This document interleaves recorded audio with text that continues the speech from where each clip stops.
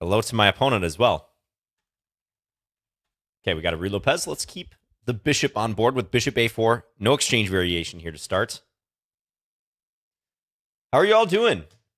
Lead up to the World Championship, huh? We got a few days left. Oh, it's going to be interesting. I'm sure we'll talk about it today. I have no idea what to expect, other than that the players are going to be in good form. I see no reason not to believe that.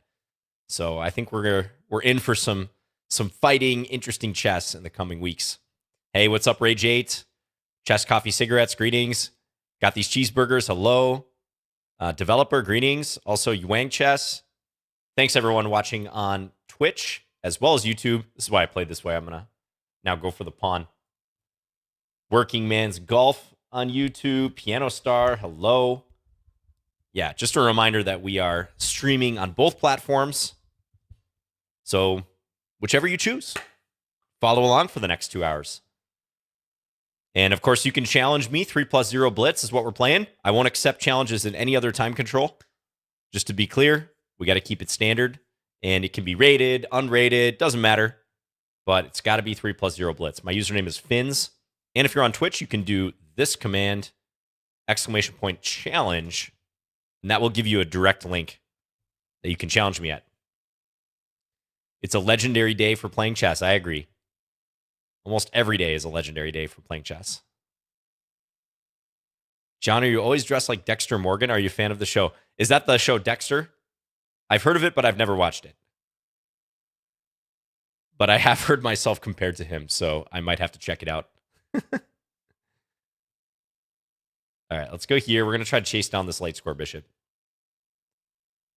Little maneuver of the knight over to the king side. Oh, hey, how about that Alireza Firouzja, by the way? Congratulations to that young man. Unbelievable play at the European Team Championship and the Grand Swiss, but especially the European Team Championship. What a beast. You guys see that rook ending he won yesterday against Mamedyarov? I was actually meeting up with some of my local students at a brewery, and we had the game open on the app, and we were following along, and I looked at that rook ending they got into where Alireza was up a pawn, and I thought for sure Mamedyarov was going to draw that. I thought, player of his level, he's going to hold that. It was a pawn down, but he'll hold it. But then I looked back, and it was this very complicated 2+1, and there was a moment where Mamedyarov had to find a precise move, rook f3, that incidentally appeared in a game from like 1909 or something. And it was the only move to hold the position, and he didn't play it. I should have taken that pawn, by the way. I wasn't thinking. Let's go d4 now. This is still probably pretty good. I'm breaking up the structure. So, yeah, Alireza, he's running with every chance he gets. And, I mean, why not? You're 18 years old. You've become the number 2 rated player in the world. I think maybe number 3 now, because I heard Ding Liren is back in action and is playing a match in China. So he might have gained a rating point or 2. Oh, as Tunerer just said, looks like Alireza won't be number 2 on December 1st. Ding Liren is actually playing a match right now and seems to be winning. He's back over 2,800. You gotta love the level of competition in the chess world right now. It's really, really something to behold, isn't it? We are spoiled. Not only with top-level tournament competitors, but all the online chess, too. When I saw that position, did I see rook f3? I don't think I saw that exact position, but I can't claim that I would, think to play rook f3. That's a pretty surprising move. Offering a transition to a pawn endgame where you're down a pawn. Normally you'd want to keep the rooks on in that scenario. So that is pretty surprising. Okay, my queen's not going to get trapped. Is she? I don't think so. So let's go e5.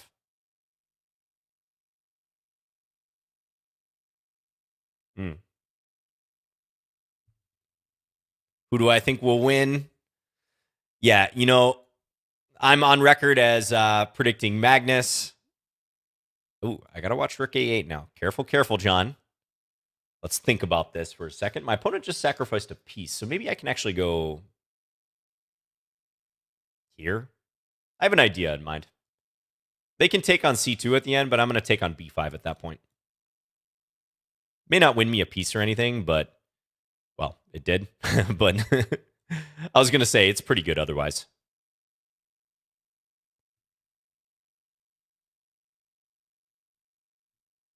Yeah. Hardly anyone picking Nepo outright, but maybe that means someone should go on record and do it. Hey, Flotakash, how you doing? Okay, thank you, Jian Ji, for the game. So, good rule of thumb in the Ruy Lopez. At the moment that white protects their e-pawn, usually that's black's signal to do the same. And I played Rook E1 here in this standard position. And here, for the player playing black, I think it should trigger that bishop takes c6 followed by knight takes e5 is the threat. So that's why they usually play b5 right at this moment. b5, bishop b3, and then black can castle or play d6. That's all mainline stuff. All right, thanks for the game. Mr. Fish is up next. 12:30.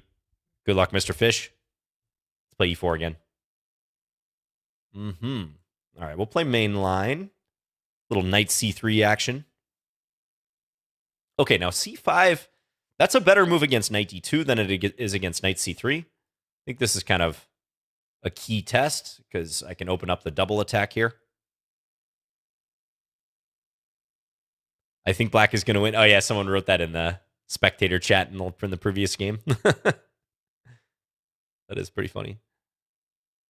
Check. Not that I can't lose. Might happen today. All right, let's go here. Rotate the knight out through c7 if I get the chance. Do I have any bold opening predictions? Saw someone on Twitter predict that we could see a London. Ooh, there's a lot of people who would not want to see a London or a Berlin.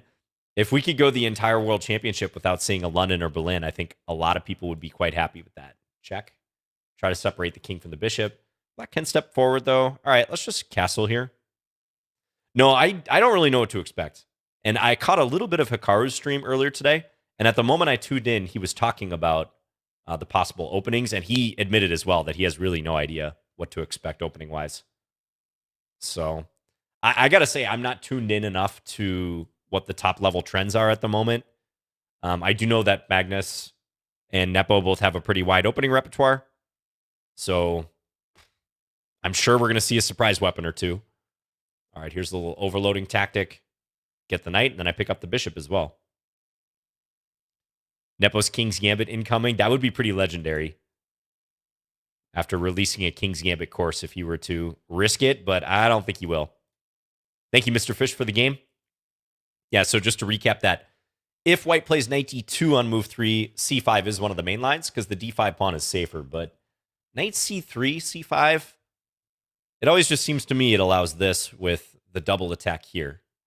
It's funny the engine doesn't even think that's best. It wants white to go bishop b5, but that's kind of the key question white is asking here. How are you going to defend this? Yeah, so against knight c3, you would be advised to play either knight f6 or bishop b4. Those tend to be the main lines.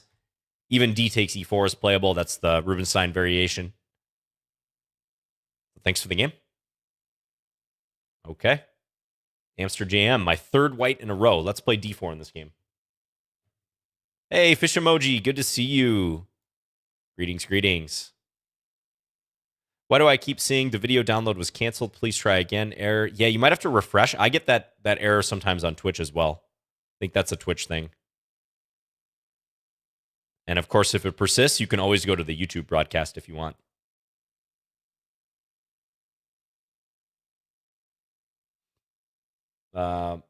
Working Man's Golf. Yeah, it's a little after 3:30 Eastern right now. That is correct. Now people on YouTube are asking about the Twitch broadcast. So lichess.org is the Twitch username if you want to find it on Twitch. Thank you, Bernhard, by the way, on YouTube. Says, thanks for all the great content over the years. Let's keep the bishop here. Currently, I'm watching the old standard playlist again. Ah, very nice. Yeah, thanks again. Appreciate your viewership. Best wishes for your chess improvement. Let's keep this bishop. This is a bit of a passive maneuver, I would say. 98. Ooh, f5. strategically compromising. You give up a lot of squares. This pawn is potentially weak too. Let's jump in there. Now, I don't think I want to take this bishop yet. We're going to let things simmer just a little bit. You know what? Let's try to clamp. Let's go h4. Just ask black how they're going to work their way out of this, because, okay, knight comes up. That's probably pretty reasonable. Now I feel like I should go here.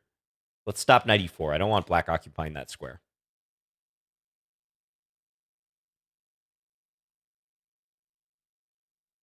Hey, Michael Alexander, thank you for tuning in on this Monday. Hope you're all having a good day if you're still working or if you're relaxing. Usually we do these on Sundays, but I did have that meet up with some of my students yesterday. Ooh, g5 again. Black is comprising their king side, that's for sure. Or compromising their king side, I should say. Therefore, let's castle queen side. Let's see what happens. I mean, this already looks pretty sketchy. So I'm going to play king b1, just so the king's a little tucked away off of this. And, a3, I guess. If b4, I can take here. I would like to keep this wing closed for the most part, so I can shift my focus over to the other side. I think I'll take this now. Take with the queen. Up a pawn, maybe this, followed by this. Is a possible idea. I really like my knight versus that bishop on e6, but I might cash in for the right price. Ooh, I see a sick idea here. Let me just verify if it works or not. Oh man, it doesn't quite work. I need another piece to the puzzle. I really want to do it though. But nah, it doesn't work. Okay, I'm going to tuck the king for a second. I wanted to take here, but black actually has rook takes b2 in that position, I think. And then I wanted, after queen takes c6, I wanted to play bishop c4 and use two different pins. Maybe I'll show that after the game. But let's focus. This game's by no means over yet. Okay. Pesky knight. Let's take it. Let's get rid of it. And now we're going to pivot. Watch the bishop controlling this point. Bishop takes e3, allows knight e5, I think, as a baseline move. Then it hits the queen, it hits the bishop.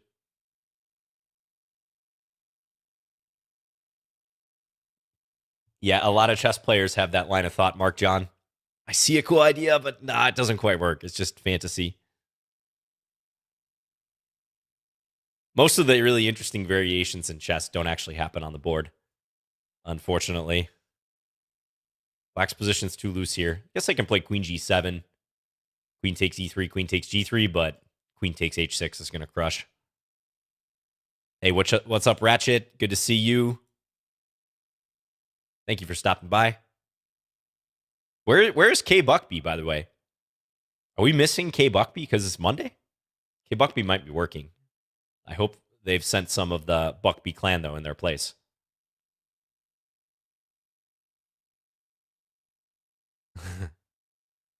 Okay, take here. We can pre-move a capture here. Whichever way they want to play it, but they resign. Okay, Amster JM, thank you for the game. Yeah, I do believe the pawn push. 98, maybe a step in the wrong direction. Pawn push f5, though, looks real sketchy to me, because you're dealing with quite a few weaknesses. I think you actually managed all right. Engine's not convinced by my h4 move. The line I wanted to play, by the way, like right here. So I wanted to go take, then take here. And I think there's a few different problems, like rook b6 is maybe a defense here. But let's say black plays this. I really wanted to go here. I thought this was such a cool looking idea. Although actually, now that I look at it, they can just take this way. All right, so that failed for multiple reasons. There's even rook takes b2. That's the move I was most worried about. Take and then check. And roll or reversal over here is a big problem. Okay, thank you guys for the game. Or thank you to Amster, I should say. Next opponent.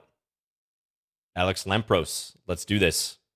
Again, I get white. I don't know what the deal is with this. 4 whites in a row. All right, let's play a King's Gambit. See what happens.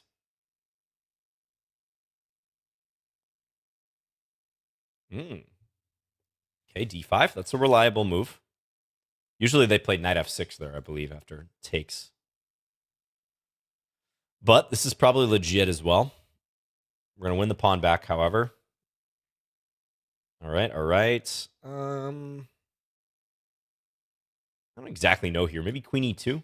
Give it a check. Just see what black does. Blocks that way. Now d5 is sort of interesting, but doesn't really win anything. Let's just take then.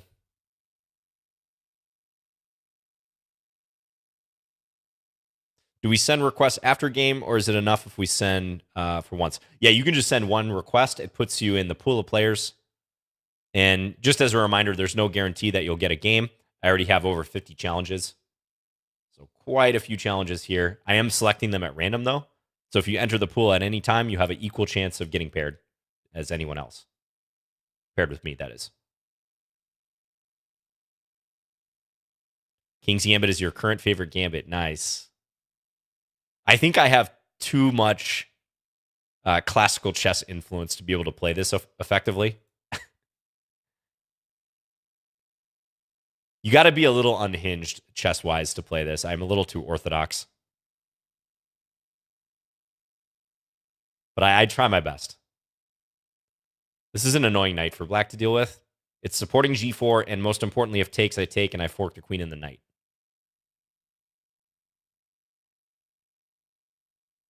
No guarantee that you will not fall asleep and miss your challenge like I did last week, too. Oh, was that you one of the games last week, BD Gambitier? That's too funny. Yeah, that happens a good 3 to 5 times per stream, I would say. All right, h6. You guys know what the bull flag is for that. We get the flag to play h4 followed by g5. Because this is a hook. This is something that we can make contact with in black structure. The h6 and f6 points. I talk about this a lot, but the 2 points of contact when you're attacking the enemy king, if you can create 2 points of contact with a pawn break, that's ideal because that guarantees something is going to open up. Like if the pawn were back on h7 here, black could maybe move the knight away and hope to defend somehow. But if the knight moves away now, at minimum, I'll have the capture. So there's further lines that are getting ripped open here. All right, let's think now. I got some tempting moves. Taking, of course, but also maybe moving this knight. Take here. Black can't take with the bishop. They'd have to take with the queen. But let's just take. I'm not seeing any huge benefit to the other line.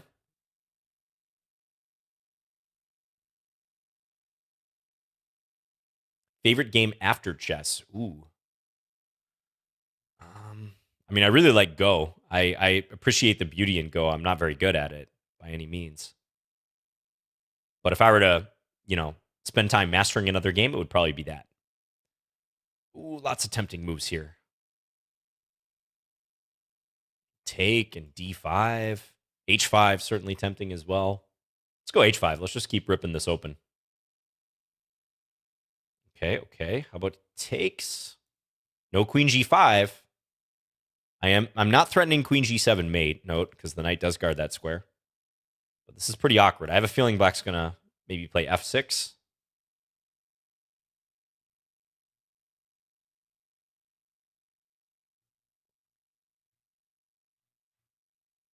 Oh, you like this position, Michael? Yeah, cool. This is a tough one for black for sure. Let's go here. Now, g5 can keep black somewhat undercover for now, but I think there's too many other problems, like bishop c4 is now a threat, or d5. Just d5 on the next move. I'll probably play bishop c4, though. Looks cool. All right, king runs. So that does support the queen. Reasonable defensive attempt. But I guess I can take. Yeah, I think let's just take. Oh, it goes back. And here come the pawns. Beware. All right, I'm going to play a unpleasant move. I am sorry to my opponent. Yeah, there were too many attacking ideas coming in there. I'm just kind of curious about the h6 move. I think this position's already a little hard to play for black. Probably the computer will come up with some good way, though. Yeah, I feel like this is kind of instructive. h6, that actually strengthens my future attack here. Again, because of h4, with g5 hitting harder when it does hit. So, yeah, the engine confirms black's doing just fine here, but needs an accurate defense. By no means easy at this point. So, thank you for the game, Alex. King's Gambit, always a little sketchy, but I think you were holding your own. Just had to figure out a different defense here, but it's tough when you see that pawn coming at you. Even my eyes get kind of wide sometimes when the enemy starts doing this against me in a game. But thank you very much for the game. Again, am I like programmed to get white every game? Lichess mods, you don't have to do that for me. I'm a big boy. I'm a title player. I'm an IM. I'm capable of playing with the black pieces. In fact, I often like playing with the black pieces because of my beloved Scandi. This is a rated game, yes. All right, let's play knight c3.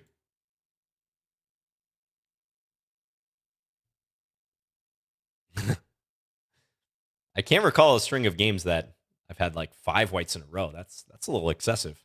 Unless they're challenging me as black. Oh, you're watching? Okay, well, I'll be sure to throw some misdirection your way. Got it. All right, I can win this pawn right now. I kind of want to try for more, though. Let's go knight f3. We're going to try to maximize the initiative, here. Now, queen c7 makes sense because you want to cover that square. But let's go bishop f4. Continue attacking. Hey, Doms, thank you for tuning in. Thanks for following my content. Cheers. Maybe you've been banned from using black because of Scandi addiction. Right, yes, I'm in Scandi rehab. Hello, Slayer on YouTube. Also, YouTubing. The user YouTubing. Yeah. Check out Nightbot's command on YouTube. That's the link to send me a challenge. All right, queen b6. Yeah, solid. I'm going to do something aggressive. Again, we're going to try to create maximum problems for EYL. They're taking my advice so far of how to defend. I think they would have found those moves anyways on their own, but...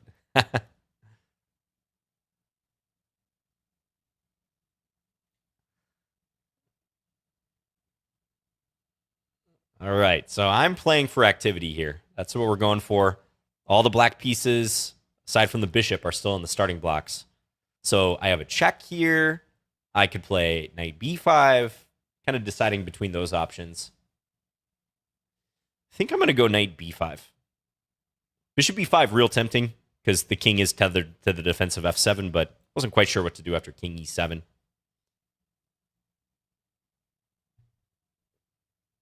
Yeah, knight b5. Get the knights up there.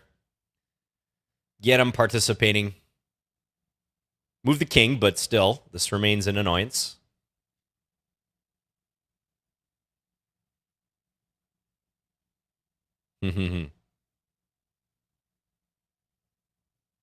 All right, now we take, remove the guard, and go for the fork.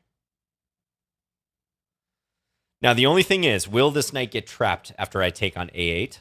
Remains to be seen. Ooh, okay. Well, let's just go ahead and pick this up. And that's probably a good defensive move because I was thinking about coming back, or coming for the check. Now what? Knight c6, king d7, take d6.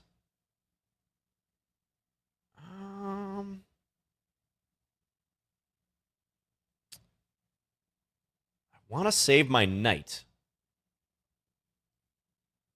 There's a couple ways to attempt it, but I do want to save it.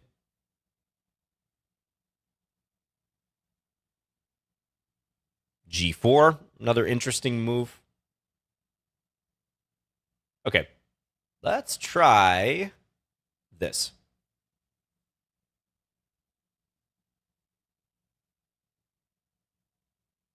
Oh, maybe. Okay, well, we'll see what happens. Yeah, bishop takes a6. Certainly another move.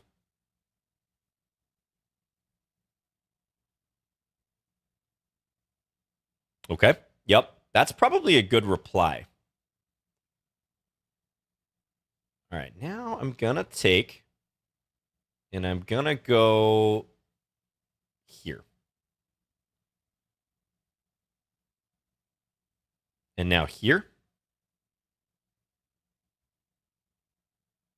Again, I'm angling to get that knight out. Trying to block the bishop. And I do guess I get to escape here. Oh, but it's not so simple. Now, though, I get the fork. I think maybe rook c8 there would have been interesting. Rook c8 could have led to some complications. Now, if king takes, there's knight takes, and that would set up another fork, actually.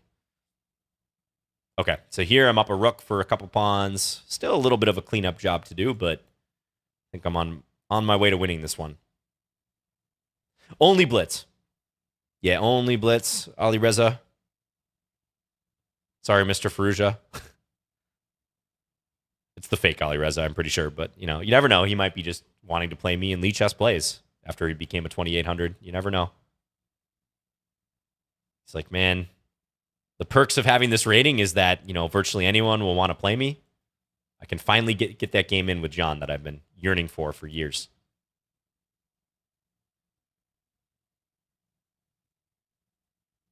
All right. Thank you, EYL. Yeah, good game.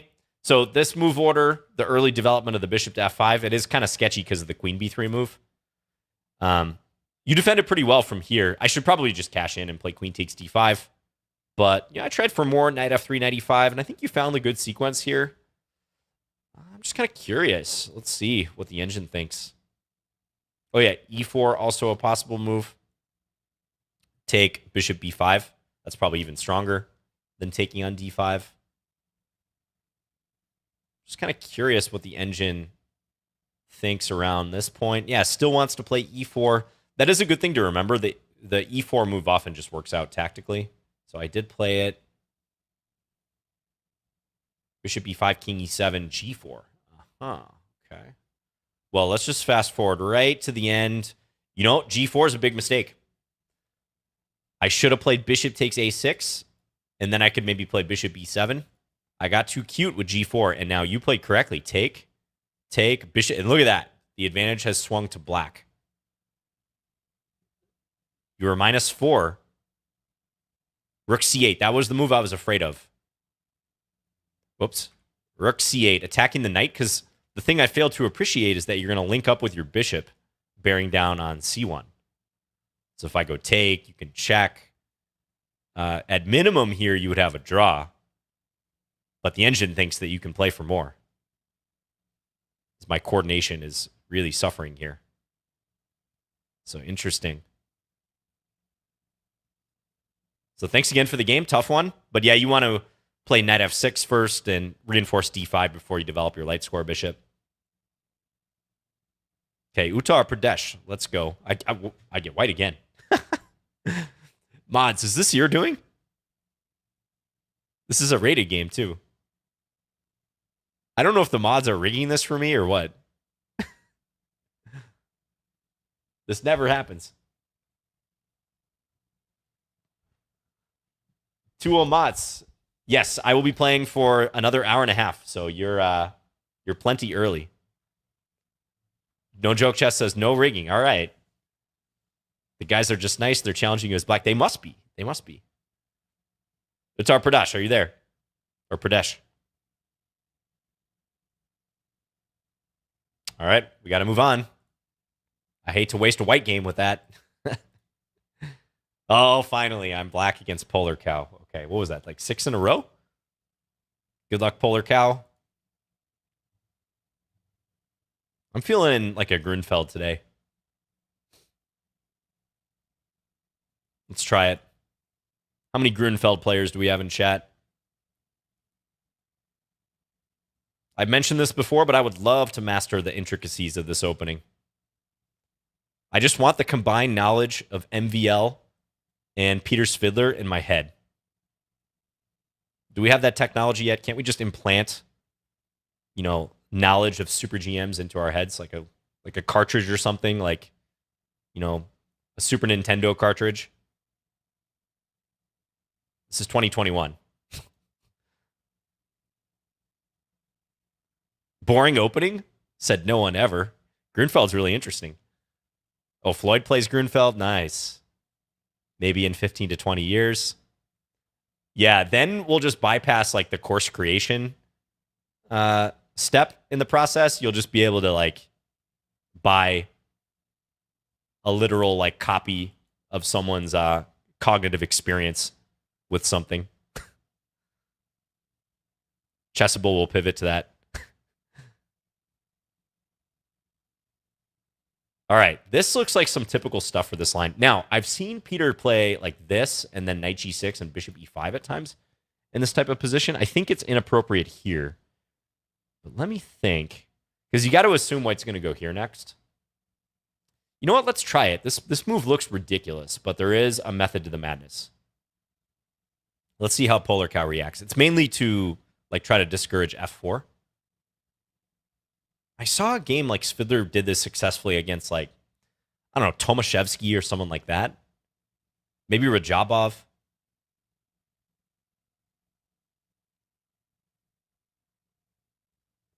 It's 2021 and you still don't have the Fiddler expansion pack? I know, right?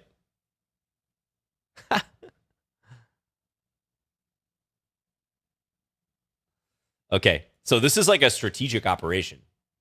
I've given up a pawn, but I'm gaining a real nice grip on f4 and e5. And if white castles this way, I might very well just play knight f4, queen g6 will be a threat. Interesting, right? Okay, so h4, that move I don't mind. I mean, let's just challenge the rook. This bishop's pretty bad. Ooh, my opponent does not care. All right, so do I jump in knight f4 now, or do I take first? Take or jump?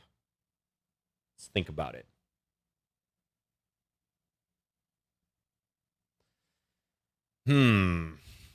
I think take.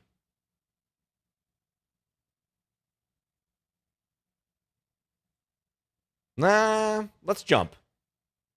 Because I have an idea. Queen d4, I can play e5. And if en passant, I win the queen. That's my thinking. All right, rook g1, probably just come back here. Looks normal. So excellent knight versus a questionable bishop now. Pre-move this capture. All right, so white's going to be keeping their king in the center. That's pretty clear. Now against this one, I want to play f6.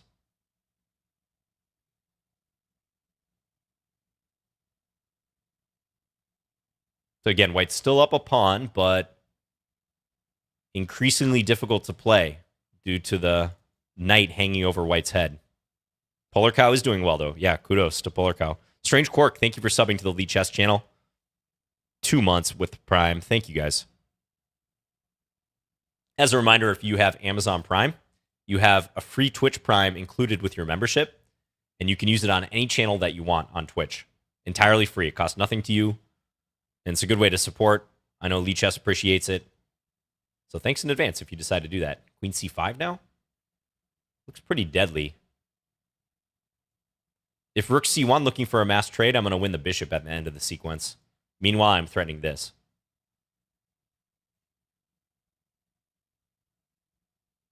Might be some sort of defense here. I think rook g4 was probably the only move in that position. But now, I think I just take. Threat.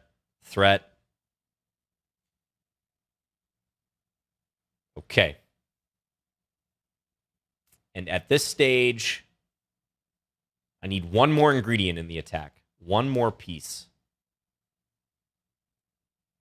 And you know what I'm going to do? I'm going to play a highly unpleasant waiting move.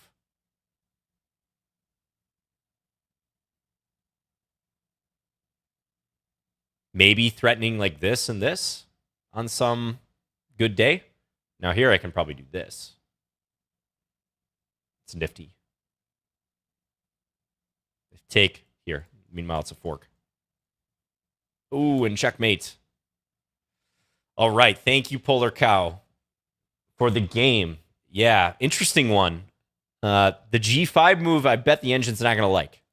But let's see. I think that was a kind of a key position, right? Wouldn't you guys agree? Probably this is all book. Looking at the Masters database, yeah, there's games been played from here. 13 games. No Svidler games, unfortunately, for us to look at, but some pretty good players. Black usually plays Queen D7, Rook C8. I played this one, which the engine thinks is a massive blunder. But, yeah, again, I've seen ideas like this before. H4, that looks pretty good. Yeah, H4, H5. I think if you're going to take advantage of this idea, you got to do it right away, because when we settled into the position after the bishop trade probably favors black because it makes it easier for me to clamp here. The engine still says you're doing all right, though, but Rook G4, somewhere it felt like you needed to challenge that knight. Yeah, even as late as, I don't know, like right here. It may not work tactically, but I thought this was a better try just to stay active, to challenge the knight, because I am threatening queen takes f2. Engine points this move out. That wasn't even on my radar, but that looks pretty good as well. Yeah, thanks for the game, Polar Cow. You did well. So I think maybe if you're going to go back and analyze this one, take a look at the position right around here. I think you'll see keeping the dark square bishop was best. All right, so we got an interesting Grunfeld in. Lit finish. Good luck. Another Lichess patron here. Good stuff. Let's play G6. That was my first game as black. That's right, 2 Amats. Thank you, Odysseys, by the way. Very kind of you. Gingy Indian? Come on, one time. One time. They often play E3 here. Or knight F3. There we go. All right, one of my favorite openings. Where are my Gingy players at?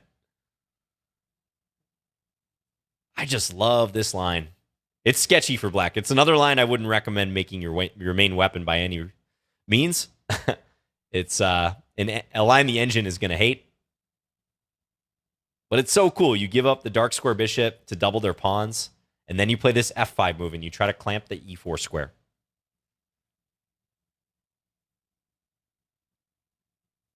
Hello, Abdul. Do I know Ding Loren is 28-1? Yeah, we were just talking about that not long ago. So Ding Loren in the mix as well after not having played for a while. All right. Now, this is an ideal Gingy for black because White's position's a little gummed up. Knight G5, okay. I like that move. I think that's a smart idea.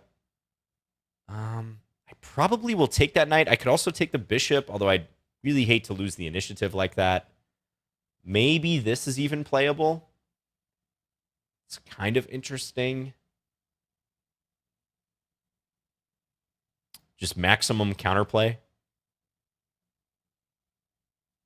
But probably I should take the knight and then play like knight d7, try for knight e5. Just thinking if I can handle this slightly different. Taking the bishop is interesting.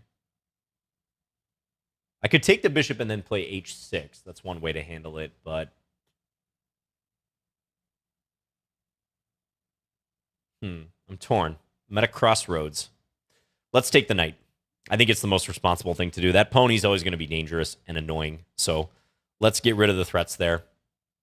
I might end up castling this way. Remains to be seen. Like if white plays queen e3 here, I'm probably going to castle. That could get interesting, though. All right, white plays f4. And now I might go here. I need to neutralize this bishop. This bishop is annoying. So let's do that. Let's go here. And I'm going to sink the knight into e4 if allowed. So take, okay. Check, I'm going to go here. Interesting pawn structure, right? Hey, casual player. Likewise, hope you're doing well. Happy Monday, everyone. Keep open the option of castling either way. Now, in the Xingji, a lot of times you actually castle queenside, so I'm going to do that now. And then go here.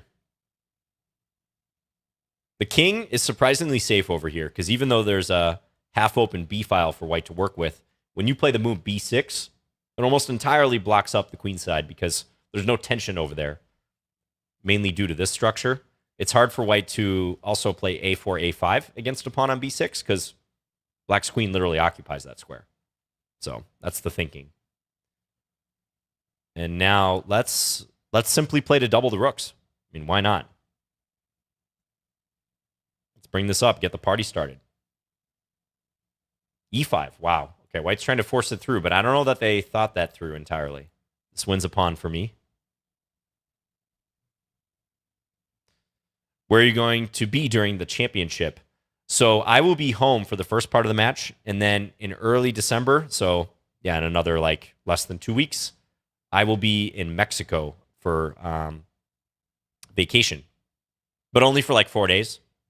So I might be doing some coverage, mostly just casual coverage. Might do some YouTube recaps. I haven't decided yet.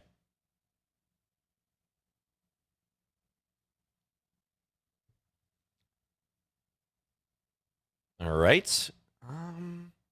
So I can win another pawn if I want. Take, go take a2. I'm probably going to do that. Yeah, the problem for white is like once one pawn starts to drop in these positions, other pawns tend to follow. White's position is so loose. I mean, I can almost just motor the a pawn down the board and promote it. Even if white plays queen e7, like I'm not sure that does much. I'll probably just, yeah, start pushing the a pawn.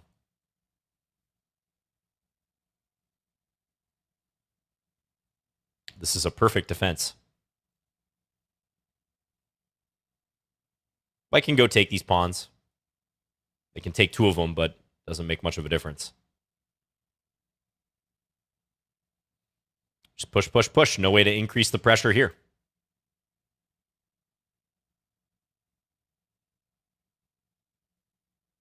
There you go. I'm a man of my word.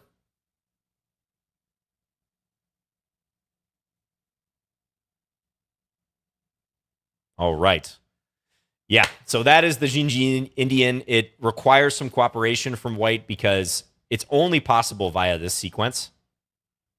G6, bishop G6 against D4, C4, and then knight C3.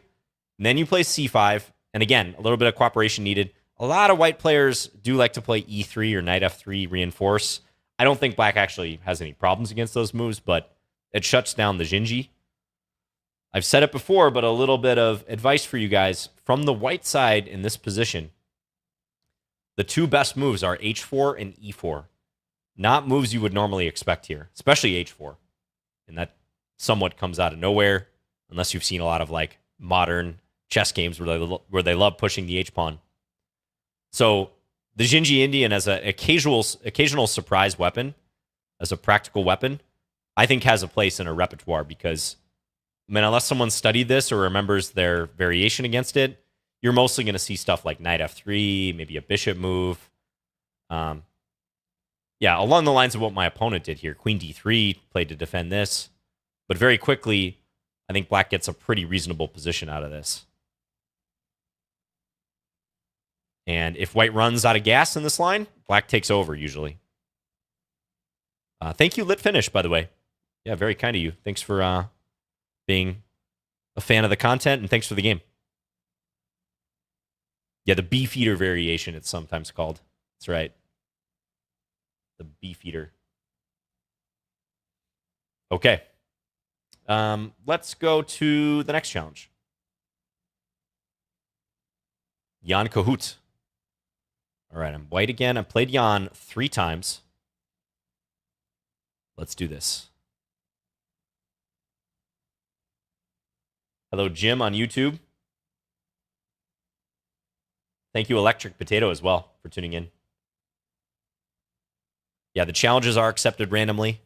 You just enter a pool of players, and I start taking them.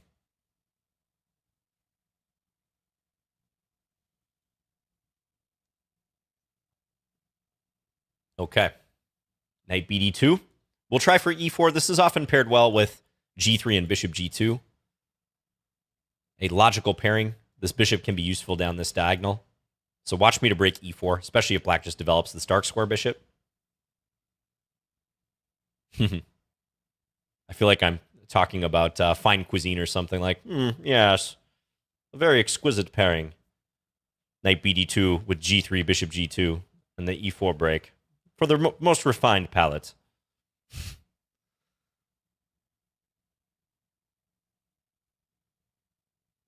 Very tasty.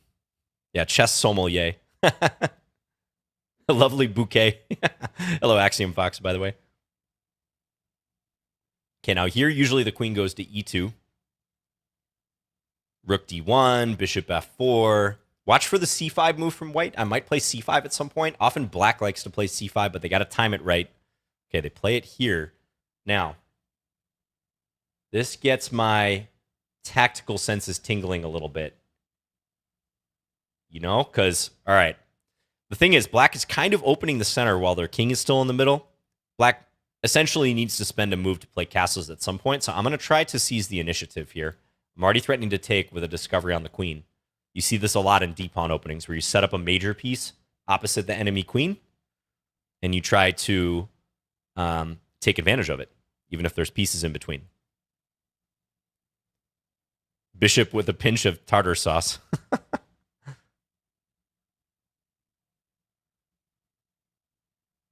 Pairing wines with food is a lot like coordinating chess pieces. Yeah, you're right. That's a great comment. So that's probably why that came to mind, like the word pairing. And now d5. All right. Here's where things are going to sharpen up, because if you're black, I think you'd really hate to play this move. You leave the bishop open to the elements down the file. It's going to be hard to castle. But do you want to allow me to take or even push coming up? Black has to determine what's the lesser of the evils here. If he takes, sack the queen, I cannot guarantee that.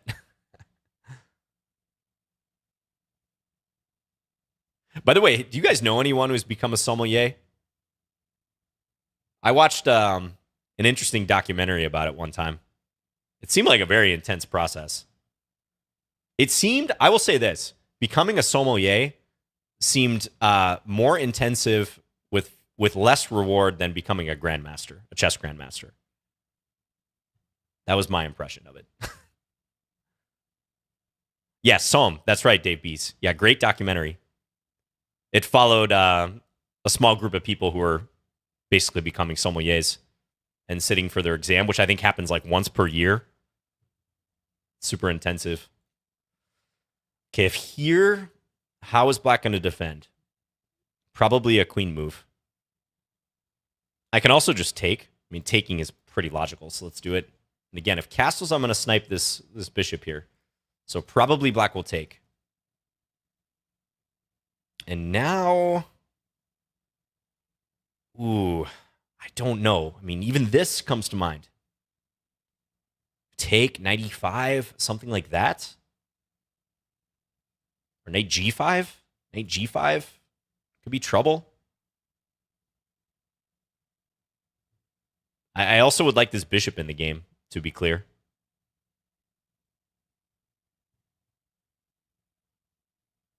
I don't know. I think I'm kind of misplaying this a little bit. Bishop b5 check somewhere. All right, let's go all in. Let's do this, Jan. That bishop was too annoying. I want to guard the e6 square. So I have this in mind. There's the immediate threat here. Trying to coordinate all the pieces. But let's see what happens. Okay, now I'm going to give a check. And next, I'm thinking maybe 97?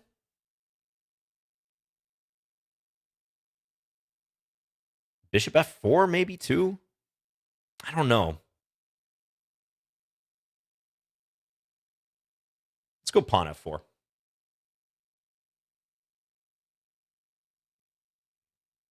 But this is getting away from me a little bit, you know? Definitely.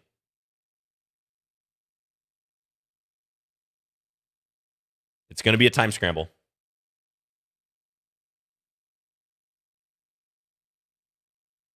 When in doubt, threaten checkmate. Still a lot of threats for my opponent to take care of. Okay. Oh, when in doubt, threaten checkmate. It worked. Yeah, my attack went off the hinges, though. I think the position after d5 merits a little bit of analysis here. Let's see. d5 takes. I took back. The engine says rook e1 is better. Maybe. Votes heavily in favor of this move. Okay. Queen e6, queen c2. There's some lines that are not that easy to see in a fast game here. Still, this seems okay. Okay, like rook takes d5. We were both under a minute at this point. I played knight e5. Knight g5 is far better. Okay. That I can buy because that does stop queen e6. Thank you, Kemen Znegi. Thank you very much. Knight e5. I think Jan defended pretty well from here. Queen e6. That's a nice solid move. Holds the knight. Also kind of eyes me up on the e-file. Now my e-file play was blocked and I had to start improvising. And this is now -4, -5 for black. I was just playing for cheap shots at this point. Fortunately, one of which landed. If black plays, what at the end here? Like bishop e7, maybe? I guess then I could play rook. Oh, bishop b4. That would be a nasty move. Pinning. And then trying for this again. So yeah, it's kind of anyone's game here at the end, with both of us having basically like 10 seconds. But instructive one. Okay, thanks for the game, Jan. Next game coming up. Mikhail Tal Disciple. I like that username. Very nice. Thank you, casual player, by the way. Catch you later. Hopefully you're there, Mikhail Tal. Greetings, Clo, by the way, from earlier. Mikhail Tal. Okay. We're going to have to bypass you, unfortunately. Next opponent. Okay, Gary JC. Let's play e4.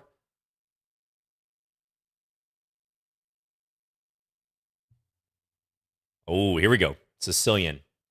Let's play the Alipin Sicilian. This is a line I really like for a lot of you players. I bet some of you out there do play this. Fundamentally, it makes sense. You try to get your pawn to d4 with the protection of the side pawn, with the protection of the flank pawn, trying to go for a trade. Oh, Mikhail Tal, you must have just missed the game accepting the challenge. He's in the Twitch chat, but wasn't quite there. Were you running back to your PC? Were you like hopping out of the shower and like dripping wet, running to the PC to try to, you heard the little boom. Let's go h3 to stop bishop g4. Bishop e2. I'm just going to build up behind these pawns for now. Hard to know if the bishop's better here, or maybe even here in some cases. What are the drawbacks of this opening? Good question, Dave Bees. I'd say one of the major drawbacks is that you don't contribute to your development early on. So e4, c5, c3, you are blocking the c3 square from the knight.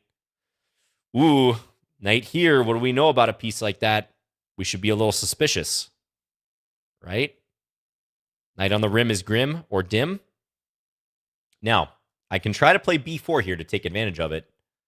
Let's do it. I'm curious what Gary's going to play in reply, because this is not a completely clean trap of the knight.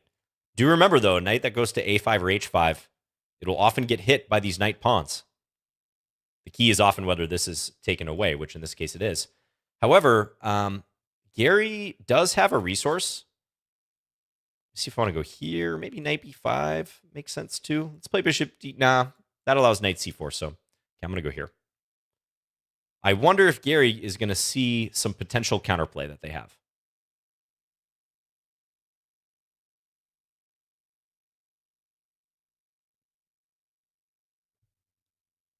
Oddly specific scenario. No, I think that would be a common scenario, you know? You send your challenge in.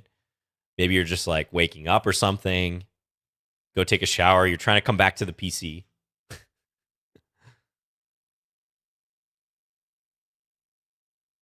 Okay. Now, here, I can still maybe drag this out further. I can play bishop e3 if I want. I'm thinking about doing that. It might not matter much. But let's just see what he does. This knight is defended.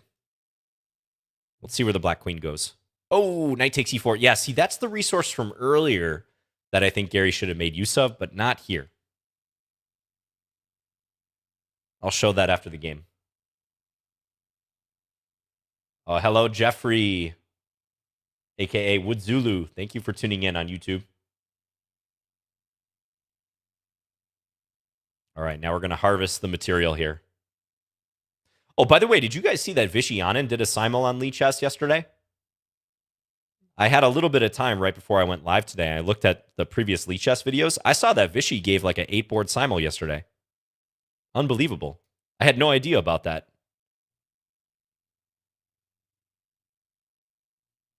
So I wonder if any of you saw the coverage of it. I think it was Laura Unuk who was doing the coverage of it.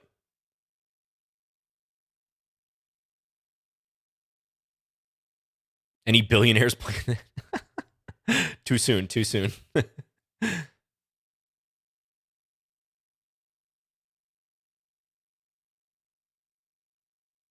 It was in the... Oh, it was this morning. Okay, got it.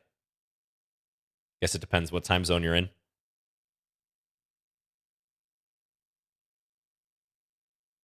Sorry, Mikhail Tall.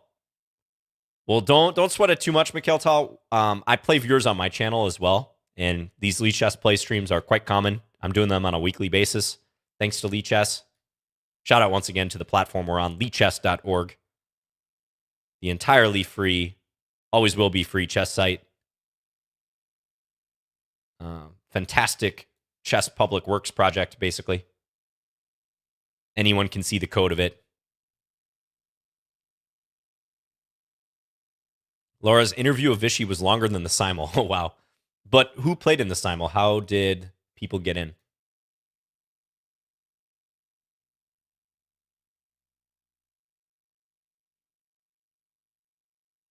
All right. And Gary resigns. Thank you, Gary, for the game. So do be careful about that knight going to the edge of the board.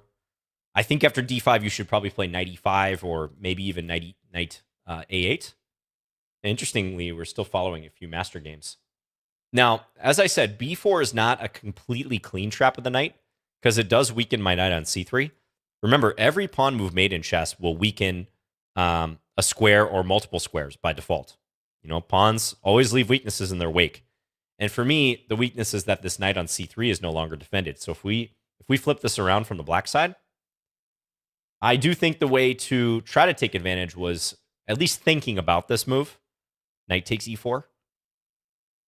Attacking the knight twice. And when I take you like this, you can take my rook down here on a1. And, I mean, look, it's not great. You're going to lose the knight on a5. I can maybe even flick in bishop h6 if I want, but you get something for it. So, you know, if you're in a situation like that, don't panic. Try to consider the drawbacks of the opponent's previous move, because even though that looks pretty devastating, knight doesn't have a safe square. There's still some tactics here. The engine's suggesting b5, which is a really funky move. I guess the idea here is if I take, I was going to say b4, but the engine says take, and for some reason this is equal. I guess because my knight can get attacked and like banished somewhere where, again, you might have the knight takes e4 move. That's kind of interesting. So black even using the move b5, that would be impressive. If you came up with that idea, b5, and then like the subsequent follow-ups, you know, we might be suspicious that you're stockfish. I mean, who's going to come up with b5 right at this moment? I don't even know if Magnus would find that move, dare I say. Certainly not in a blitz game, but I don't know. Pure silicone, yeah. Thanks again for the game, Gary. Best wishes for your chess improvement. Let's keep rolling here. Zoo93, good luck. b5 isn't that hard to find? I disagree. To me, that looks quite odd. In a blitz game, that's a very, very difficult move to find. Classical, okay, that's different. Do I know NM Anthony Levin? I do not. That doesn't sound familiar. Good luck for your chess improvement is such a nice roast. That's not a roast. I've said that so many times. I'll say that to people who email me randomly too. Ooh, okay, this one. All right, this can get interesting. I have a little idea in mind here I've often used. So they often try to play h3 to kick the bishop. And knight c6, I like developing this knight aggressively because it introduces some attacking ideas. But let's see what my opponent does.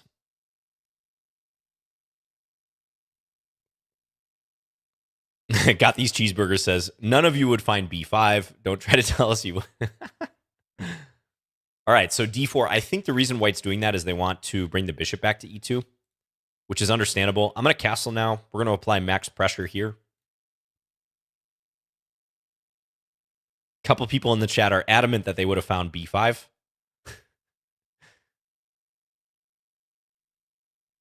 That's the nice thing. We can, in chess, we can all Monday morning quarterback.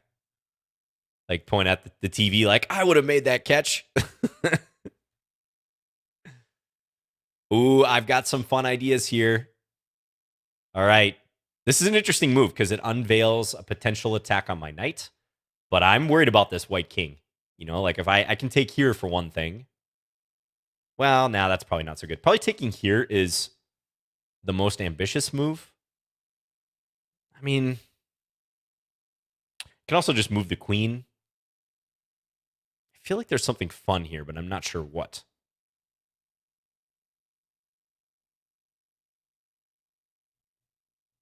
I'm really not sure what. Think, John, think. I mean, I might just need to do take, queen c5 or something. I'm looking for something fancier, but I mean, queen h5 also might be playable. Looks a little sketch.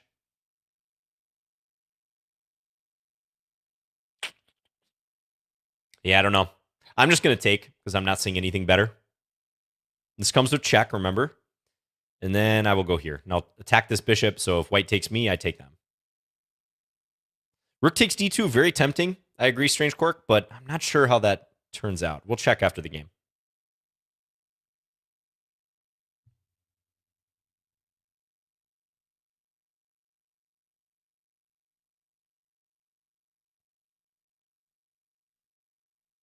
Levizor says, I had 2 identical games with both colors, found b5 and won both times. Oh, man. We might have to go to the tapes. We might have to pull up the Lichess database to see how many people have found b5 in that position.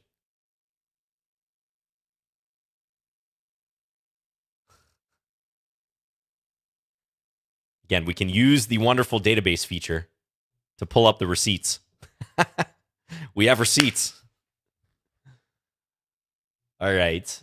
So I'm up a pawn here. I'm attacking. This is pretty unpleasant for white with the pins and whatnot.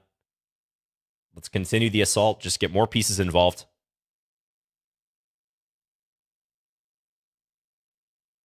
No need. Just take my word. We always need verifiable evidence in chess. All right. Knight c3, probably going for queen e2. Should I blast this open? Well, I have a chance. Let's do it. Threatening e3, among other things. Queen e2 might kind of still hang on, although it's going to be pain for white. I bet nobody has reached that position. I would bet not Zubin. I actually bet, because usually a good litmus test is if a position has been reached in the Masters database multiple times, it's almost certainly been reached in the Lichess database, and oftentimes way more times. What was my favorite subject in school? What do you guys think? What do you think I'm going to say? I'm curious what kind of student you guys think I was in school as to my preferred subjects. I was decent in school. I mean, I was like, like a 3.8 student, let's say, in high school. Something like that. Not like perfect, like valedictorian, but definitely up there. Floral arrangement.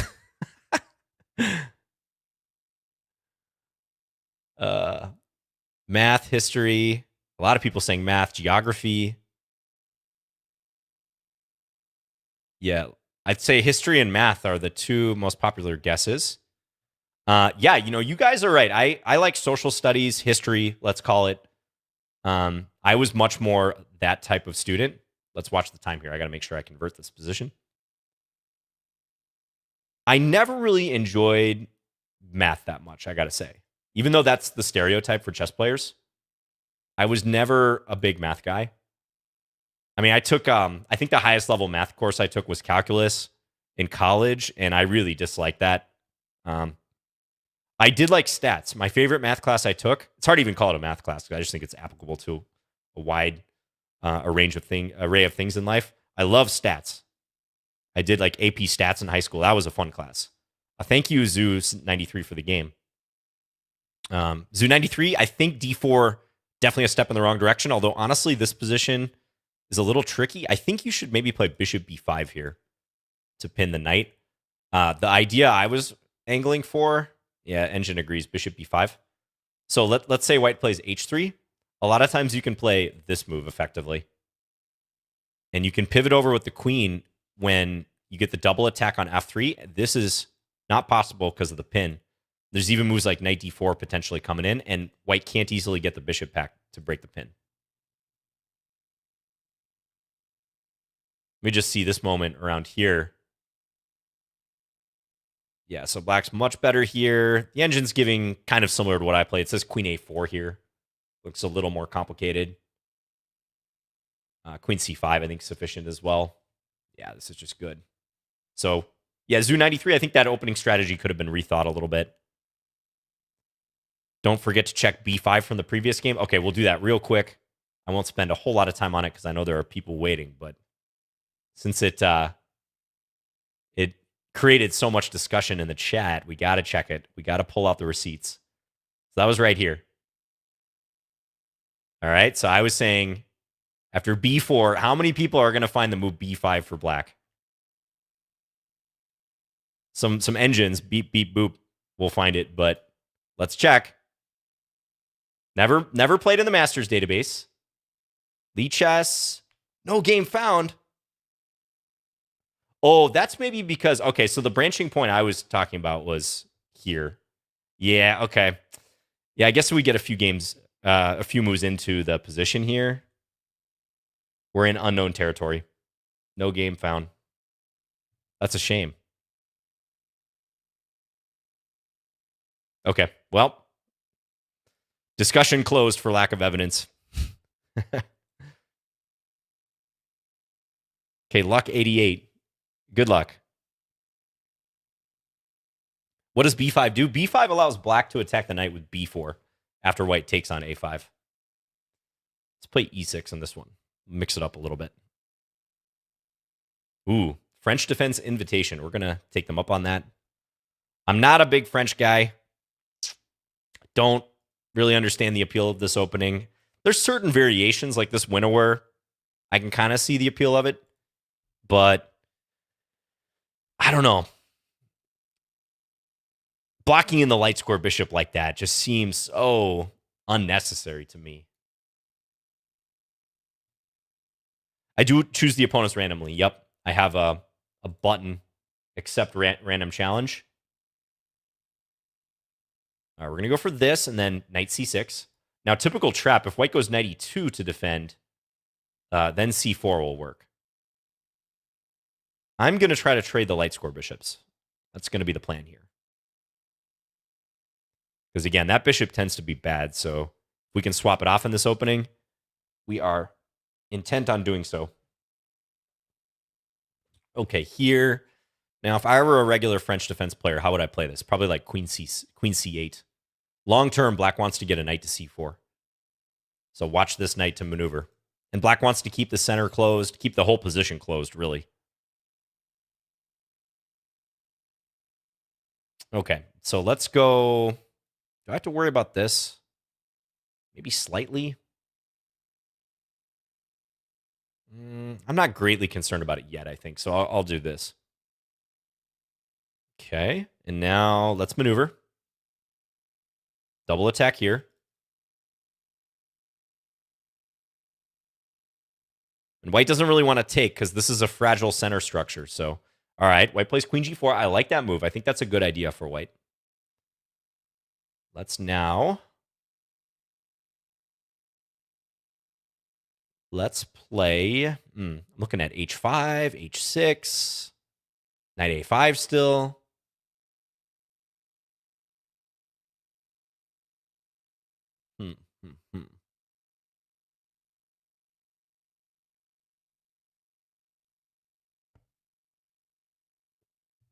All right. I have an idea. Let's go here.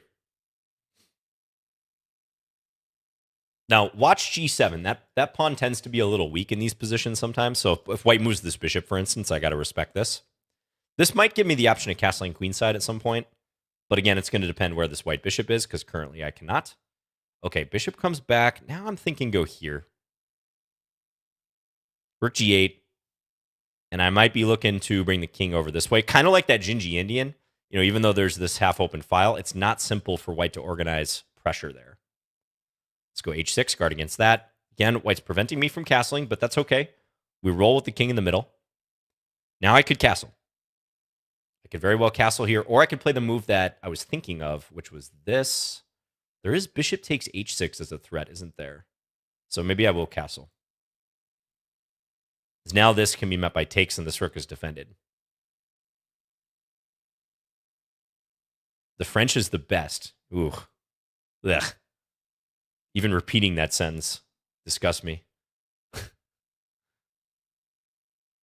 Give me a Scandi over a French any day.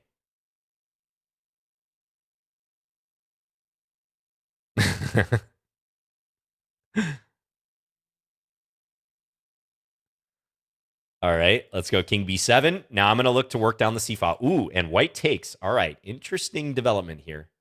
White captures. Let's take with the knight. Let's be active. Now, these pawns do look pretty weak. Maybe white will succeed in repairing that, though. We will find out. But now I'm going to pivot towards attacking these guys. I think I'm taking control. Do I play any video games? Not anymore. You know, I used to a little bit when I was in high school. But, yeah, I don't really play video games anymore. Well, I used to when I was a kid a lot as well. That is for sure. I think he wants to sack here. I will give him an opportunity to do so. It's hard to play against this because black has such a solid pawn wall. Let's bring this back. Everything defended. Keep it all defended. All right, now let's just play for boring trades and win with the extra material. The usual plan. This pawn is falling. Can't defend from here or here.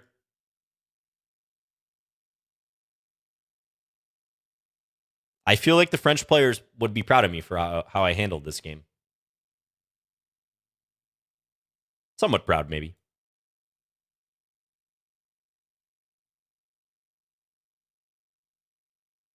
Okay. Thank you, Luck88, for the game. Yes. GG. I don't know. I feel like you were doing pretty well, like right around here. As in, you shouldn't be worse or anything. You're a lot better according to the engine. C4. I was looking at C4 in various forms, but maybe not super surprising that that could open in the middle at some stage. So that does look good. Because the challenge for white is to find some sort of plan with the pawns. And white never was able to do that. Figure out some good pawn structure situation. They eventually played d takes c5, but then the structure is pretty wrecked. So I think that's capitulation almost. So thank you for the game. Let's go to the next one. Hey, Richter's neighbor says, hi, John. I saw your awesome queen sack against the GM earlier today. Real nice game. Oh, yeah. You must have been talking about my session against GM Francesco Rambaldi, the Italian grandmaster. Good luck to Clubine. Clubene. What should I play?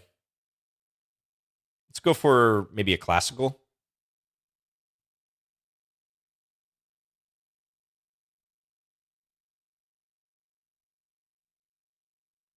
Can I perform a good Dutch? I think you're talking about the opening. I play the Dutch every once in a while. I used to play the Stonewall when I was a kid. Nowadays, if I were to play the Dutch, I would probably play the classical or the Leningrad. The Stonewall doesn't appeal to me very much. All right, so with this move order, can I just take this pawn?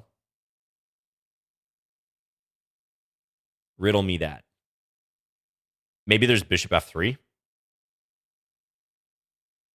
I don't know. Let's take this one instead. And then develop, defend the knight. This is kind of like a weird Sveshnikov. It's like a Sveshnikov where my opponent's down a tempo almost.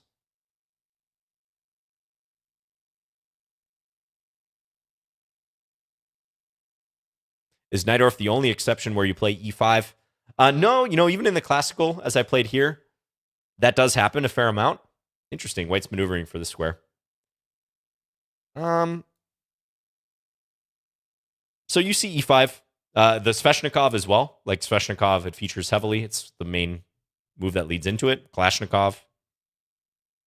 You don't see e5 in lines like the Dragon or like the Khan variation. Taimanov.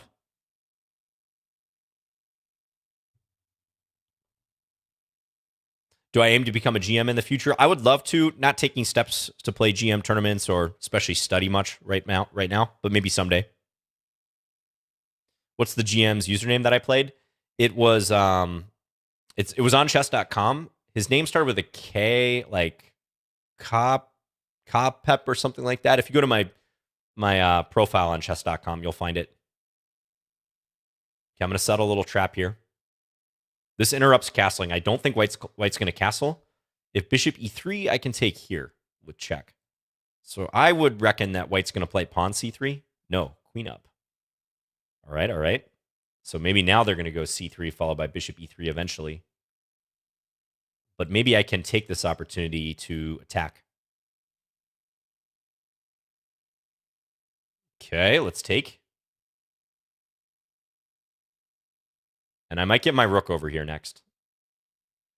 Or actually, I can take here. I can still do that. That is possible. I think White sees it. Yeah, they take there. Yeah, let's take here.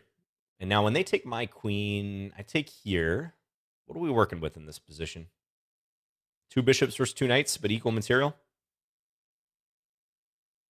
My opponent's doing a good job of keeping it closed for now. Let's try to open it, though.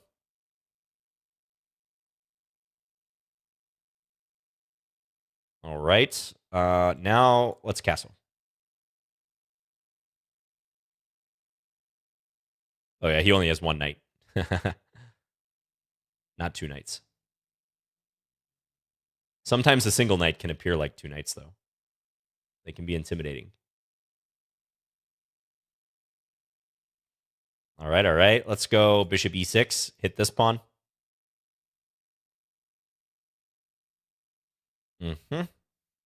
Expand.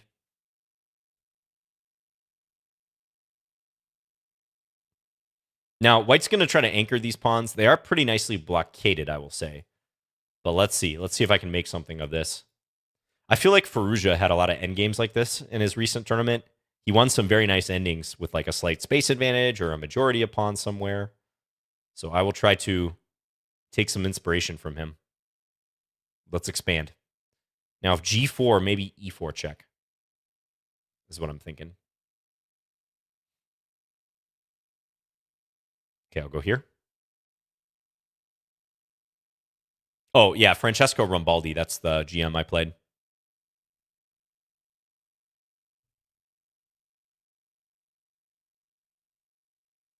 All the pawns up here on the 4th rank. Maximum space.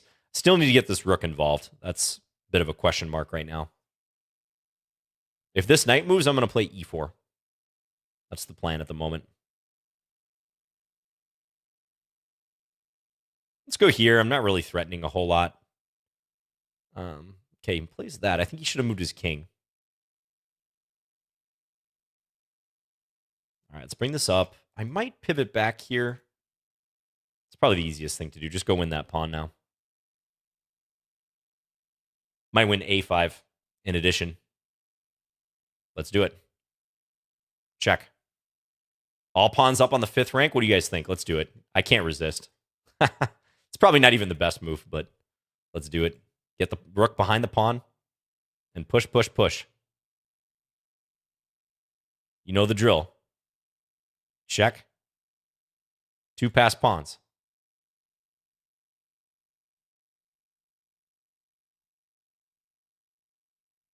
All right. Game over. Thank you, Clabane, for the game. So I think they got their move order a little bit messed up. Yeah, knight b5 is not so good when black has already played d6. That's the thing. Because normally in a Sveshnikov, black would have to play d7 to d6 right at this moment. But I was just able to play a6 right away. Should be kind of like a poor version of a Sveshnikov for white. That said, I don't think I played this perfectly by any means. Engine's calling for d5 sooner. Or break in the center, okay? And I did just miss that right here. I could have played knight takes c2. That would have been stronger than what I did for sure. Take and draw the queen away from guarding the bishop. I think as played, white was somewhat worse, but not hugely so. Looks about half pawn to a full pawn, maybe disadvantage, but maybe holdable for white. It's tough, though, against the bishops and the pawn expansion. Little tip, though, if you're in a late middle game, end game like this, 2 bishops, majority, you want to spend a lot of time thinking about how to grab a maximum amount of territory with your pawns.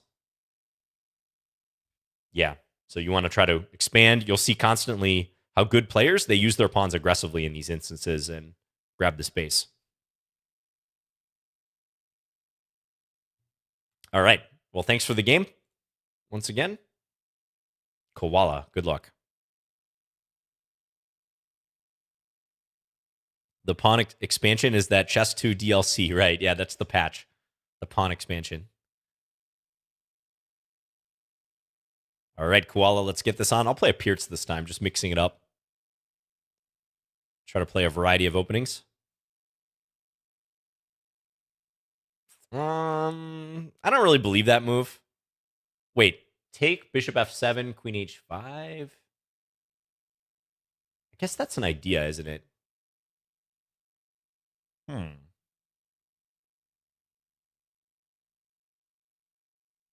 I feel like if I played Pirtz normally, I would know what to do here, but I'm pausing because I'm not exactly sure. I'm going to play c6. That is kind of a funny line. I'll show what I'm thinking of after the game. But if knight takes e4, bishop f7, followed by queen h5, you got to know what to do. I'm not sure. Probably that's totally okay, but didn't want to risk it. Oh, hey, Dunk Skis. Yeah, I'll try to post more of those coming up. Thank you. Thank you for your comment and support. Hello to Arthur Clay, by the way, on YouTube. Good to see you, Art.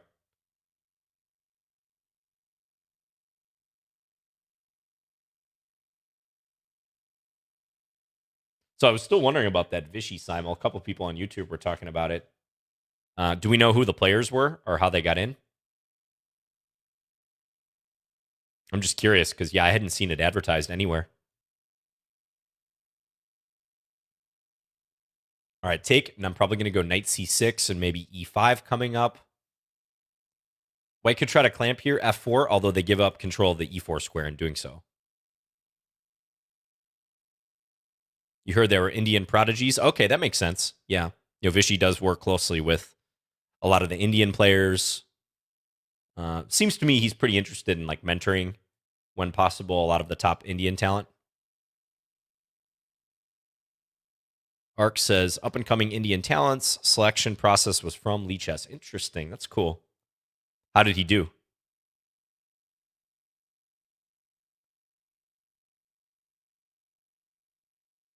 Hey, Lawyer Bodo. Yes, I am. I'm quite hyped for the championship, indeed. Okay, let's go here. Threatening this. Sneaky, sneaky.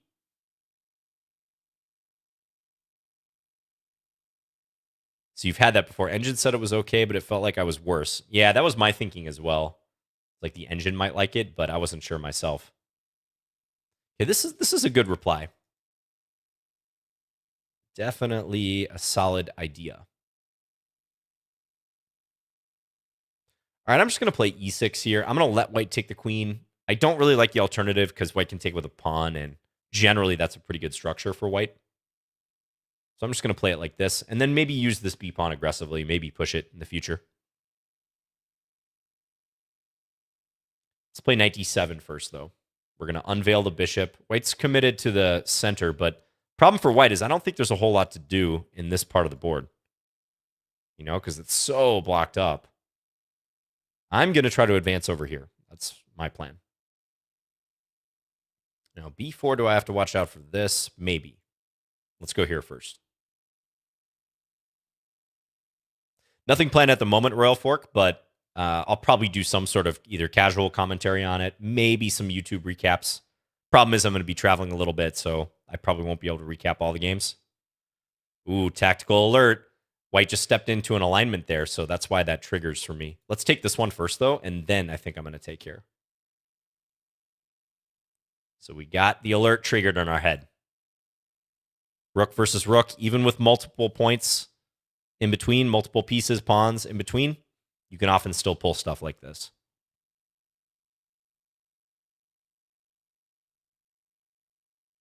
All right, I'm up 2 pawns.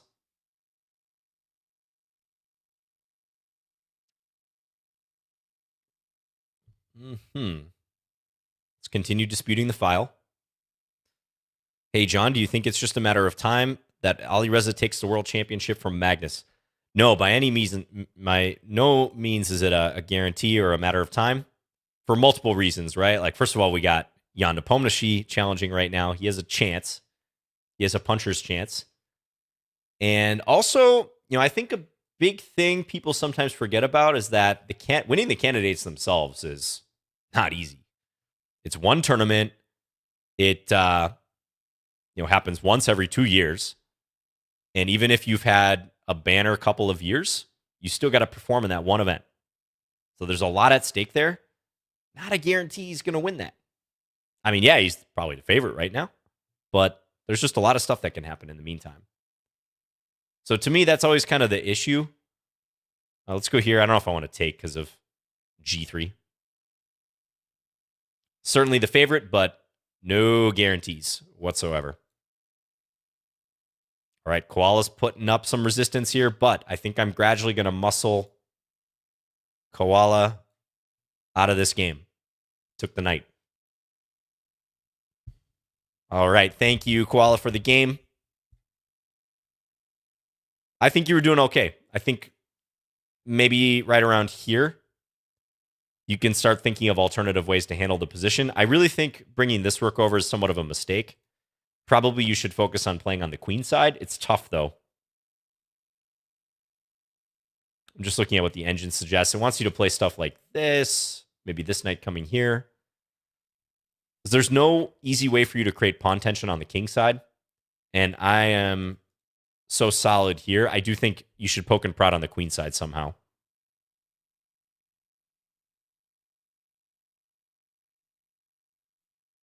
Oh, and just to finish that thought as we go on to the next game, if he does win the candidates, he still has to take out Magnus. And if Magnus is still motivated and still world champion, first of all, but wants to defend his title, that'll be an epic match. I was thinking about this from a legacy standpoint. If, hypothetically, Magnus beats Jan and then plays a world championship match against a still very young Alireza, 2,800 plus, let's say, in late 2022, so late next year or early 2023. They haven't announced when it will happen. And Magnus were to win that match, I personally think that will basically cement Magnus as the GOAT, the greatest of all time. Some will disagree with that. They might point to a couple other players like Kasparov, who've had longer reigns and, have performed remarkably over long periods of time and protected their world championship. But to me, something like that happening would solidify Magnus as the GOAT just because of all the generations he's faced at a time when the competition has never, ever been higher in chess. Morphe better. Morphe better plus ratio. Magnus is already the GOAT. Yeah, there's a lot of people who believe that. I mean, I don't know. I think it's close. I think Magnus needs maybe one more title defense after this one to be the undisputed GOAT. I think it's going to be real tough for people to point to anything that, like in my mind, the only thing he's missing is some further longevity as world champion, and ideally as the highest rated player. If he maintains that and maintains, especially like this margin, so even though Alireza and Ding are both like right around 2,800, Magnus still has a nice rating margin. I think that's like the only thing missing.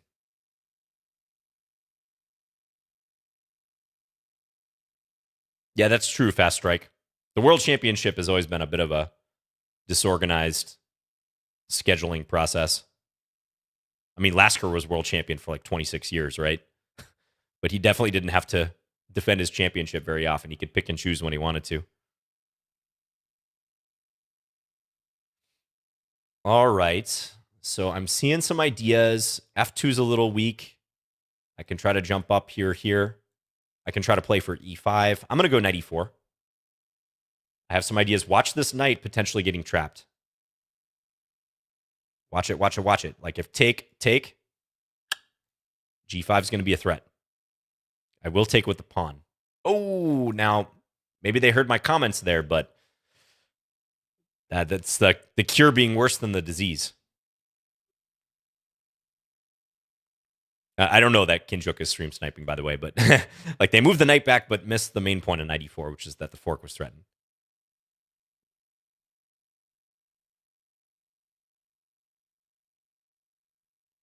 Valid Adams, the challenges are randomly selected, so there's no particular order. Thank you, Kinjuk, for the game. All right. Suad, hey, what's up, Suad? Longtime viewer over here. Good luck. Have fun. Let's play the King's Indian attack. Phil B says, Kasparov was, of course, incredibly dominant in tournaments. It's not just about the World Championship matches. Yeah, definitely, as well. I think both Kasparov and Magnus were so dominant in the events they played. Look at Magnus, too, across formats. Online, blitz, rapid. Like, he's won it all.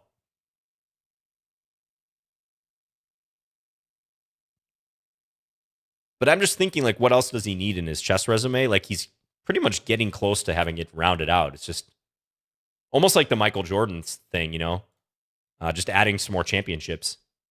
That's really like the only thing he's missing.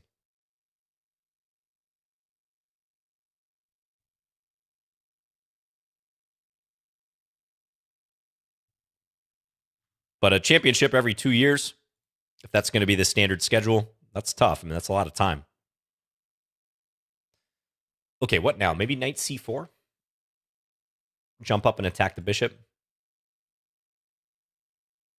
How many Soviet chess championships has Magnus won? He can't be my GOAT. Yeah, let him change federations real quick.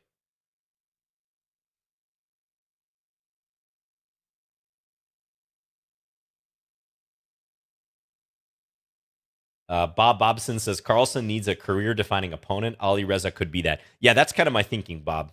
Thank you for putting it that way. Again, not that Anand twice, Karyakin, Nepo, Fabiano weren't career-defining opponents.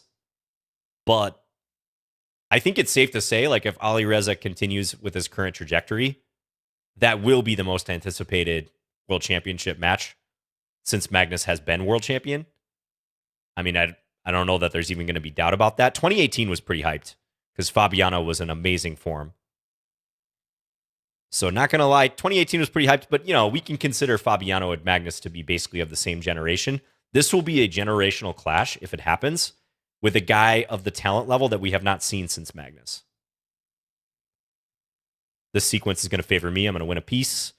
Do I take here and just call it a day, or do I go for a double check to try to win the rook?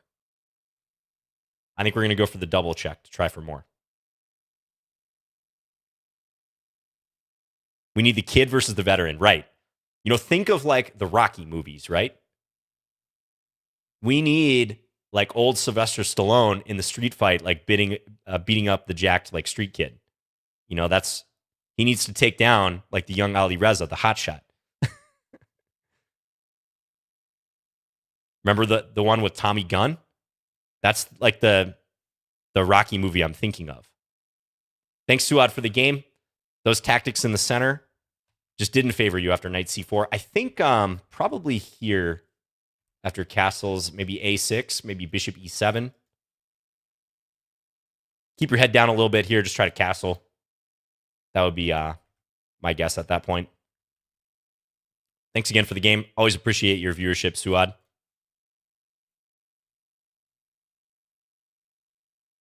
Okay, Camarillo.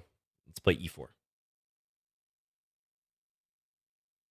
Double check is mandatory. Yes, always double check. When you double check, the opponent has to move their king as a default. It's the only option. Alireza is Rocky, Magnus is Apollo Creed. I don't know about that. Oh, are you there, Camarillo? Oh, okay. Another French defense. Let's play mainline again. Should I play like an advanced variation this time? I don't usually play advance, but let's see. Oh, thank you. Someone in the YouTube chat says much love from Israel. Appreciate it.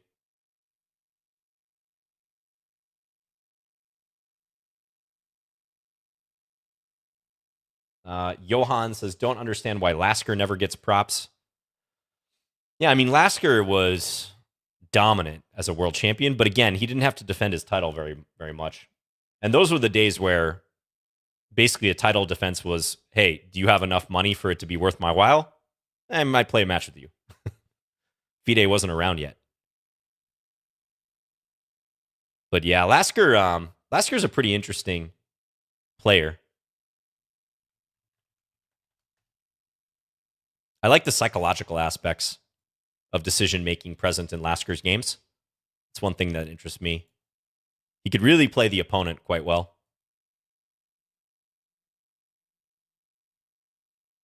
Okay. I feel like this is still known stuff. Now, what am I going to do about this knight? Let me think. Could just play bishop e2. That's probably the way to go. Keep this pawn defended. Just get ready to castle. Rubinstein would have won. Yeah, you know, poor Rubinstein. He's one of those guys, kind of like, some people compare him to Korchnoi, although Korchnoi had multiple chances at the World Championship, but one of the strongest players never to become world champion. I think World War I really hurt Rubinstein's chances because he wasn't the same level of player like after World War I, when there was, a lull in the amount of events being played.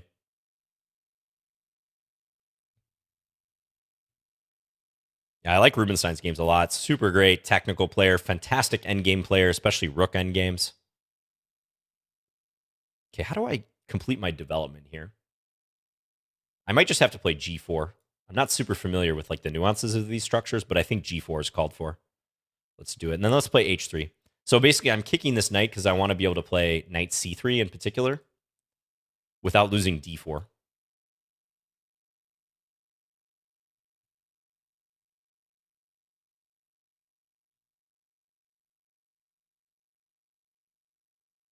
That's correct, Legend. Yep.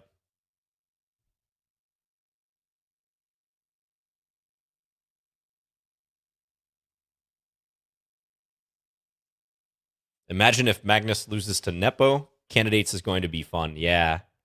Candidates 2022 is going to be real interesting. I don't think they've announced when that will be. Is that right? Okay, my opponent's walking into a fork here. I'm going to execute this move and ask questions later. I don't think black's going to have enough, but we'll see. I mean, they could probably get a pawn or two, maybe some pressure.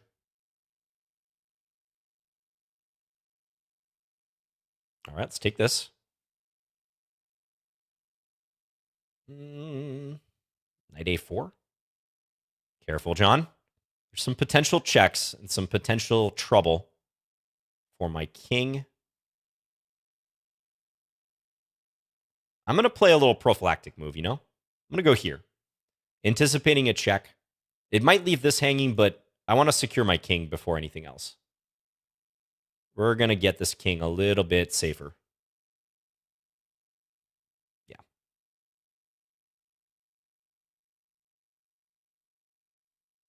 Prepare a little summer cottage for the king over here. I'm on the queen now. All right, knight a4 or something like rook g1 I'm also thinking might be decent. Rook g1, like bishop h3, bishop f1 to guard h3, rather. Let's play that. This sometimes happens if your opponent loses a piece, but you had to go through some effort to win it or weaken your position. You got to defend for a little bit. That summer cottage is usually where he dies when he gets into these positions. Hopefully you haven't jinxed my position.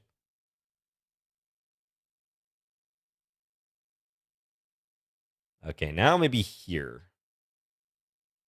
I can also go here, which is kind of a funny move. Let's play that, because it's going to force the queen back. I'm guarding the h6 square. I'm setting up for the next game, as Ben says. Also, queen here, I think, is going to get the queen trap now.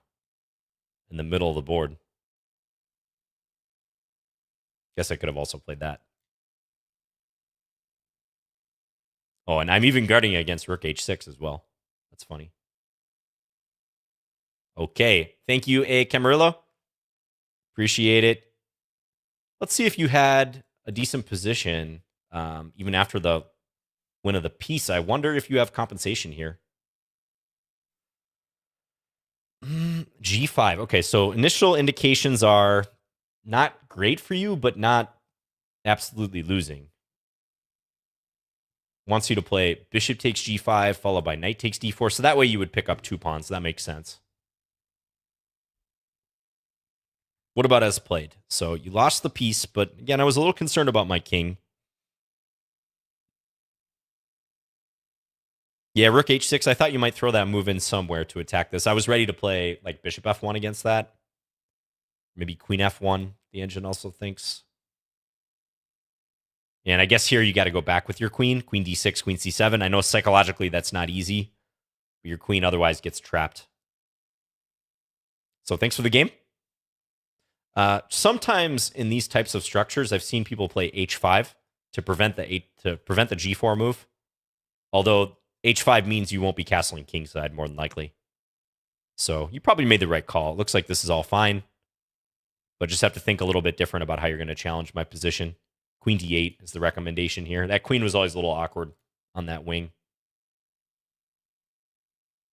Okay, Zordy Chef, let's go. We still got time for a couple more games. 2-3 more games, maybe. Let's play a Caro-Kann this one.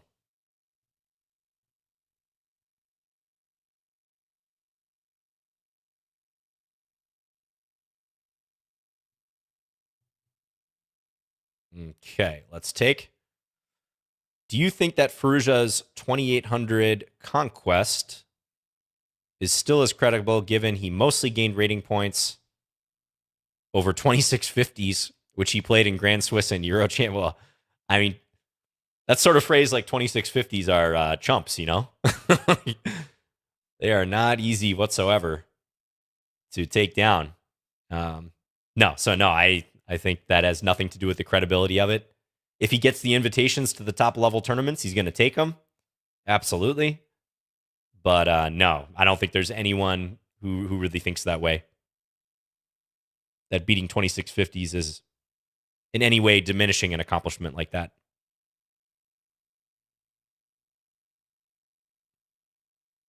Yep. Thank you, Zordy Chef.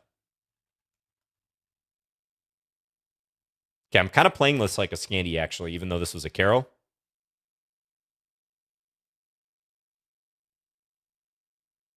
I really want to play h5.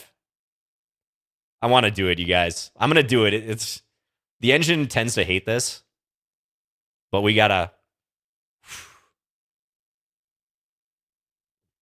fishing pole attack. Let's do this.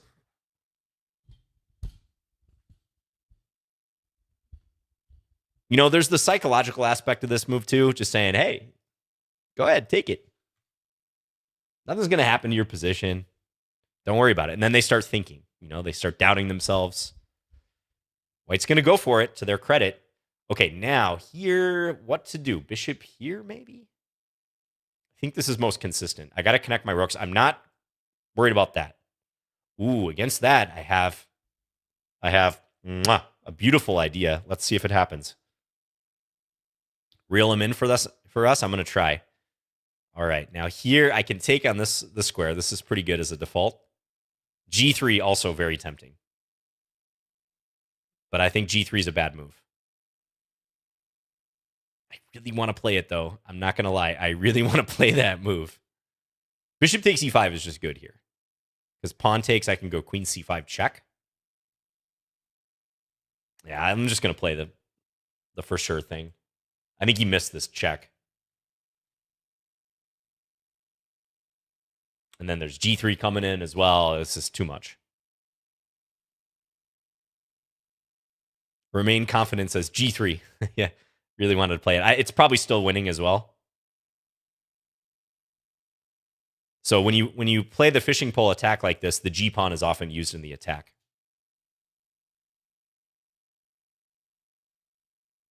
Absolutely, Royal Fork. Royal Fork said, I find even if engine says it's bad, it can be really hard to defend these attacks sometimes. For sure.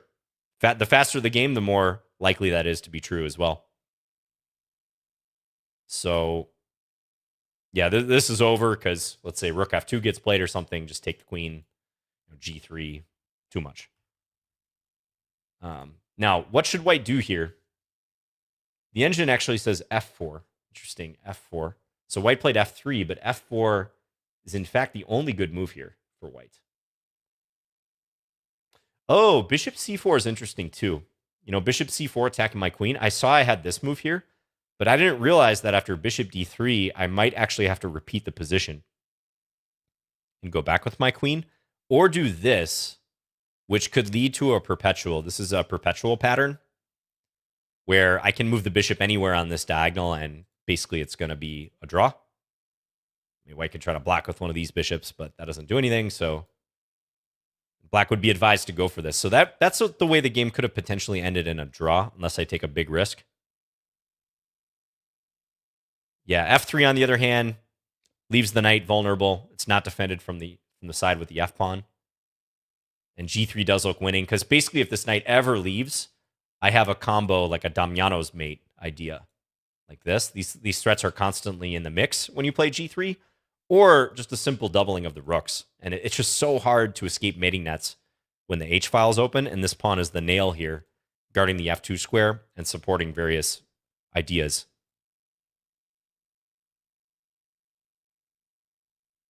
Yeah. I mean, the engine gives h5 2 question marks. Oh, it also hates castles. Why does it hate castles so much? Knight e5. Okay, so I think the engine's saying my queen position is questionable. Knight e5 going after f7.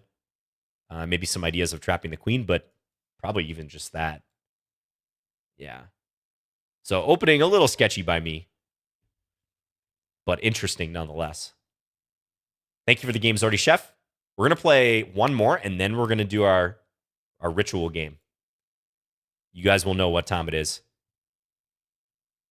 Let me put my food order in. I got to go grab some late lunch after this. All right, let's play Smith-Morra Gambit. It's another Chipotle day, guys. I'm getting the chicken bowl.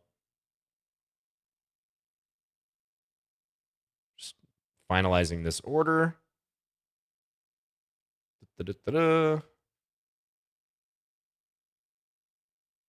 All right. Let's play knight f3 here.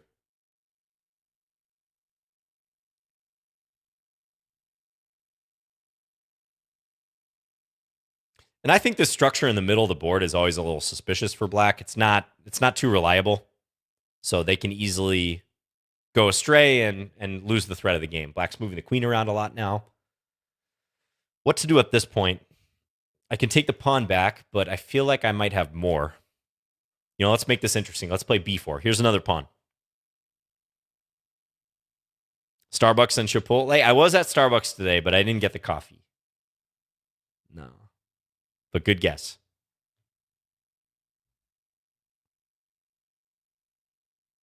Show us your credit card and we'll order it for you. Nice try. Hey, Ian, good to see you on the YouTube chat.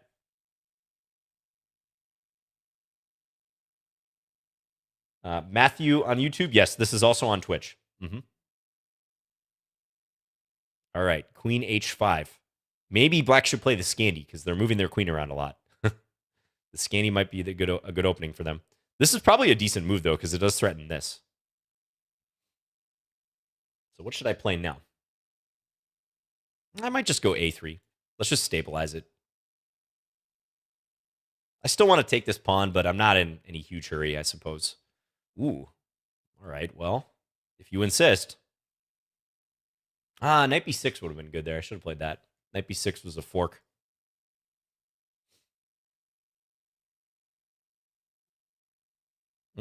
There's bishop takes b4, so probably not the best. I will take now. And then let's take here. If this, I can take with the queen. Also, I guess I'm guarding the rook here, so even pawn takes is possible. Yeah, my opponent was trying to turn the gambit around on me. That's right.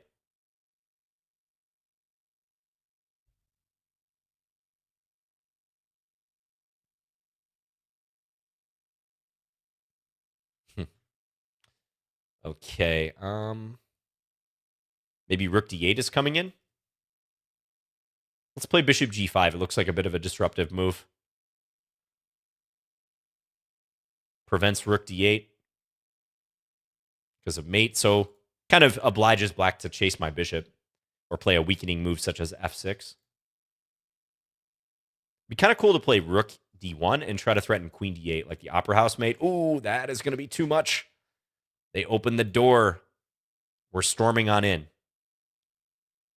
Yeah, and black can only block on d7 here and can take either way. Checkmate. I would have taken with the bishop to get the cool double bishop mate. Yeah, thank you, DGH. Yeah, I think this is just a little too sketchy. Against the Smith-Morra, if you want to decline it, it's best to decline it with d3 or knight f6. d3 or knight f6. Knight f6 being one of the most reliable ways to try to transpose into an Alapin variation, actually, like this. This is main line. Alapin theory. Thanks for the game. Okay. We got enough time left for our usual. Again, avert your eyes if you don't like this. But we got to play with the horsey set. If you guys follow me on Twitter, you'll see that I posted some graffiti that I encountered where it looked like someone actually sprayed the Lichess logo, the horsey logo, that is, on like a random post in Minneapolis. Like a random light post. So check out my Twitter if you want to see that. Again, I don't think it was the Lichess horsey, but it looked a lot like it. All right, who's going to be the recipient of the Bon Cloud? Lichess Bon Cloud. Ooh, tough opponent here. D. Sebastian. Good luck. All right, full focus here. I'm going to need it. D. Sebastian, are you there? Oh, and this is the hardest move to play against too, because I'm obligated to play the England Gambit, and then this, so not even getting the pawn back. This is a worst case scenario. I'm playing a hybrid player. They play d4. I'm playing black. We're going to need all our powers here. We're going to need all our powers of defense.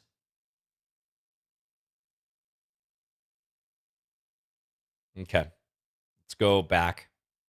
I need to rearrange.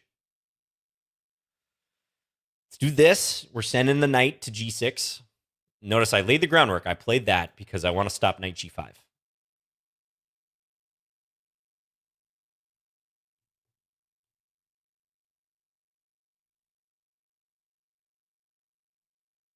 Oh, hello, Zorchen. Which game was that?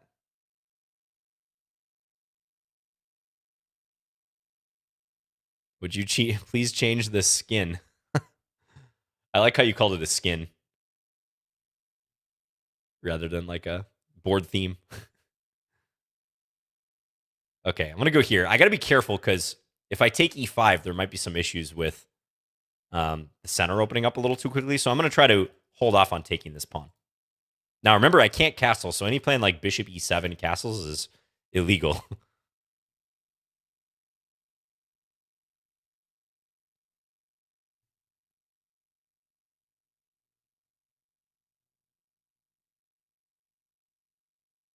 All right. Get the bishop to b7. Penguin to b7. I know, the king is pretty worried. It's an anxious king. All right, now I think it might be time to take on e5. We're getting pretty close to that point. Maybe here, though, first. Let's develop. Maybe I can go take, like queen e7 someday.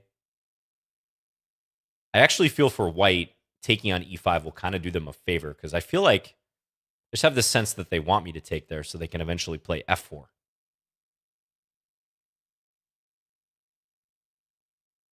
Now, e6 could be a possible idea. Let's think.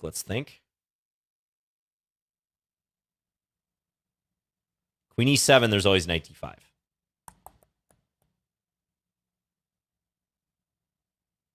All right, I think I got to take it.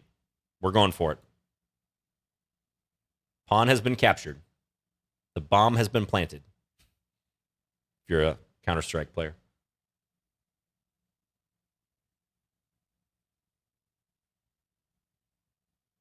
Okay. Now, again, it always frees up for f4, so that's the concern here. However, I do get the pawn back. I have access to d4 now, too, so let's see what happens with that.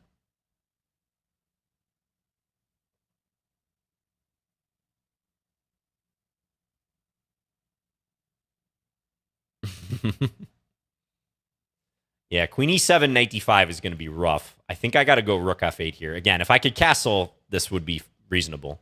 I got to go rook f8. I'm going to be giving up a pawn now.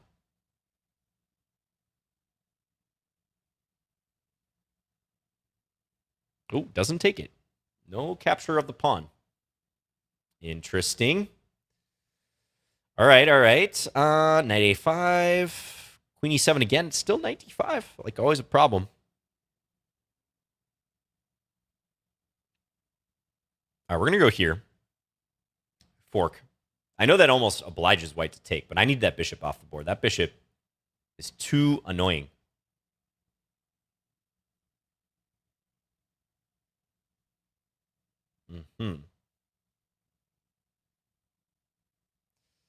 All right.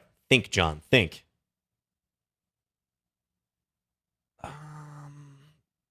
Gonna go here. I'm really concerned. This might lose another pawn, but I gotta somehow get pieces off the board. I gotta coordinate. Let's take that. All right. We're gonna park the king on d8. A new pasture for the king. Winter home. Winter cabin. 37 versus 50. This is good, though. I think I got those dangerous minor pieces off the board. That's an achievement. Let's watch the g7 threat. This could also be a possible idea. Rook b8, maybe. White has pawn weaknesses. They look happy right now, but watch. We're going to maybe turn that into a frown, potentially. Okay. Let's give it a little check, a little tickle check. Can I grab? I think I can take. Oh, queen c5. Okay. Interesting. Careful, John. Wait a minute. Hanging rook. Run. Our king's wily. Don't tell him. Don't tell him. Don't tell him. Oh. Here we go. Endgame.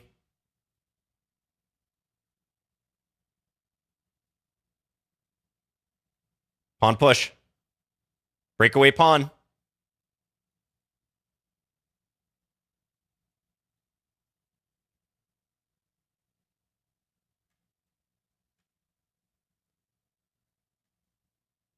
Oh. I won.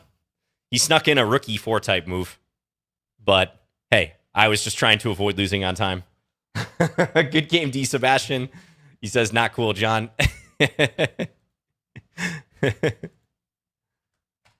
Oh. Oh. Right. Of course. You're probably calling her up saying, hey, I got a game with John. Like, this is highlight. GG. Okay. Let's turn it back to the normal set. Oops. Piece set.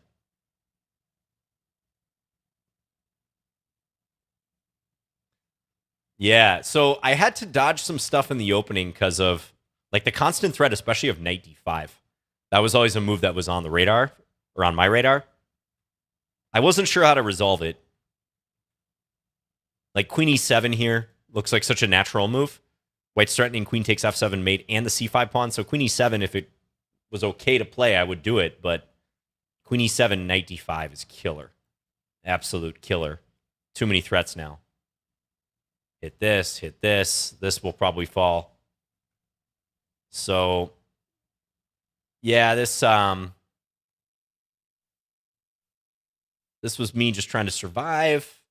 But I think when I got like queen d6 in, somehow this felt like I had a chance. I think this type of ending is playable for black. Although the engine says +7 here. Is there a mate? Just kind of likes what you did. You picked up pawns. But hey, time scramble, anything could happen. Oh, you had to hang up so you could play. Okay. Hopefully she understood. Well, thanks for the game, D. Sebastian. This was a lot of fun. Thanks, everyone, for the games today. This was Lichess Plays, 2 hours of 3+0 Blitz. Thanks again to Lichess, fantastic site. Make sure you use all their tools on the site and considering becoming a patron if you really like it and want to show your support even further. Not mandatory by any means, but always appreciated. Everything goes to the costs of running Lichess. Yep, thanks again, D. Sebastian, for the game. And I will see you guys probably on Sunday this coming week. The World Championship will be going on, so we'll have a lot to talk about. Thanks again to everyone who challenged. Sorry if I didn't get a chance to play you today. Happens. Can only get a limited number of games in. But you enjoy the rest of your day. We're going to be raiding chess dragons, it looks like. Yeah, thanks again, everyone. Thanks to Lichess. Thanks to the mods. No Joke Chess, Numeroid. We'll see you guys later. Take care.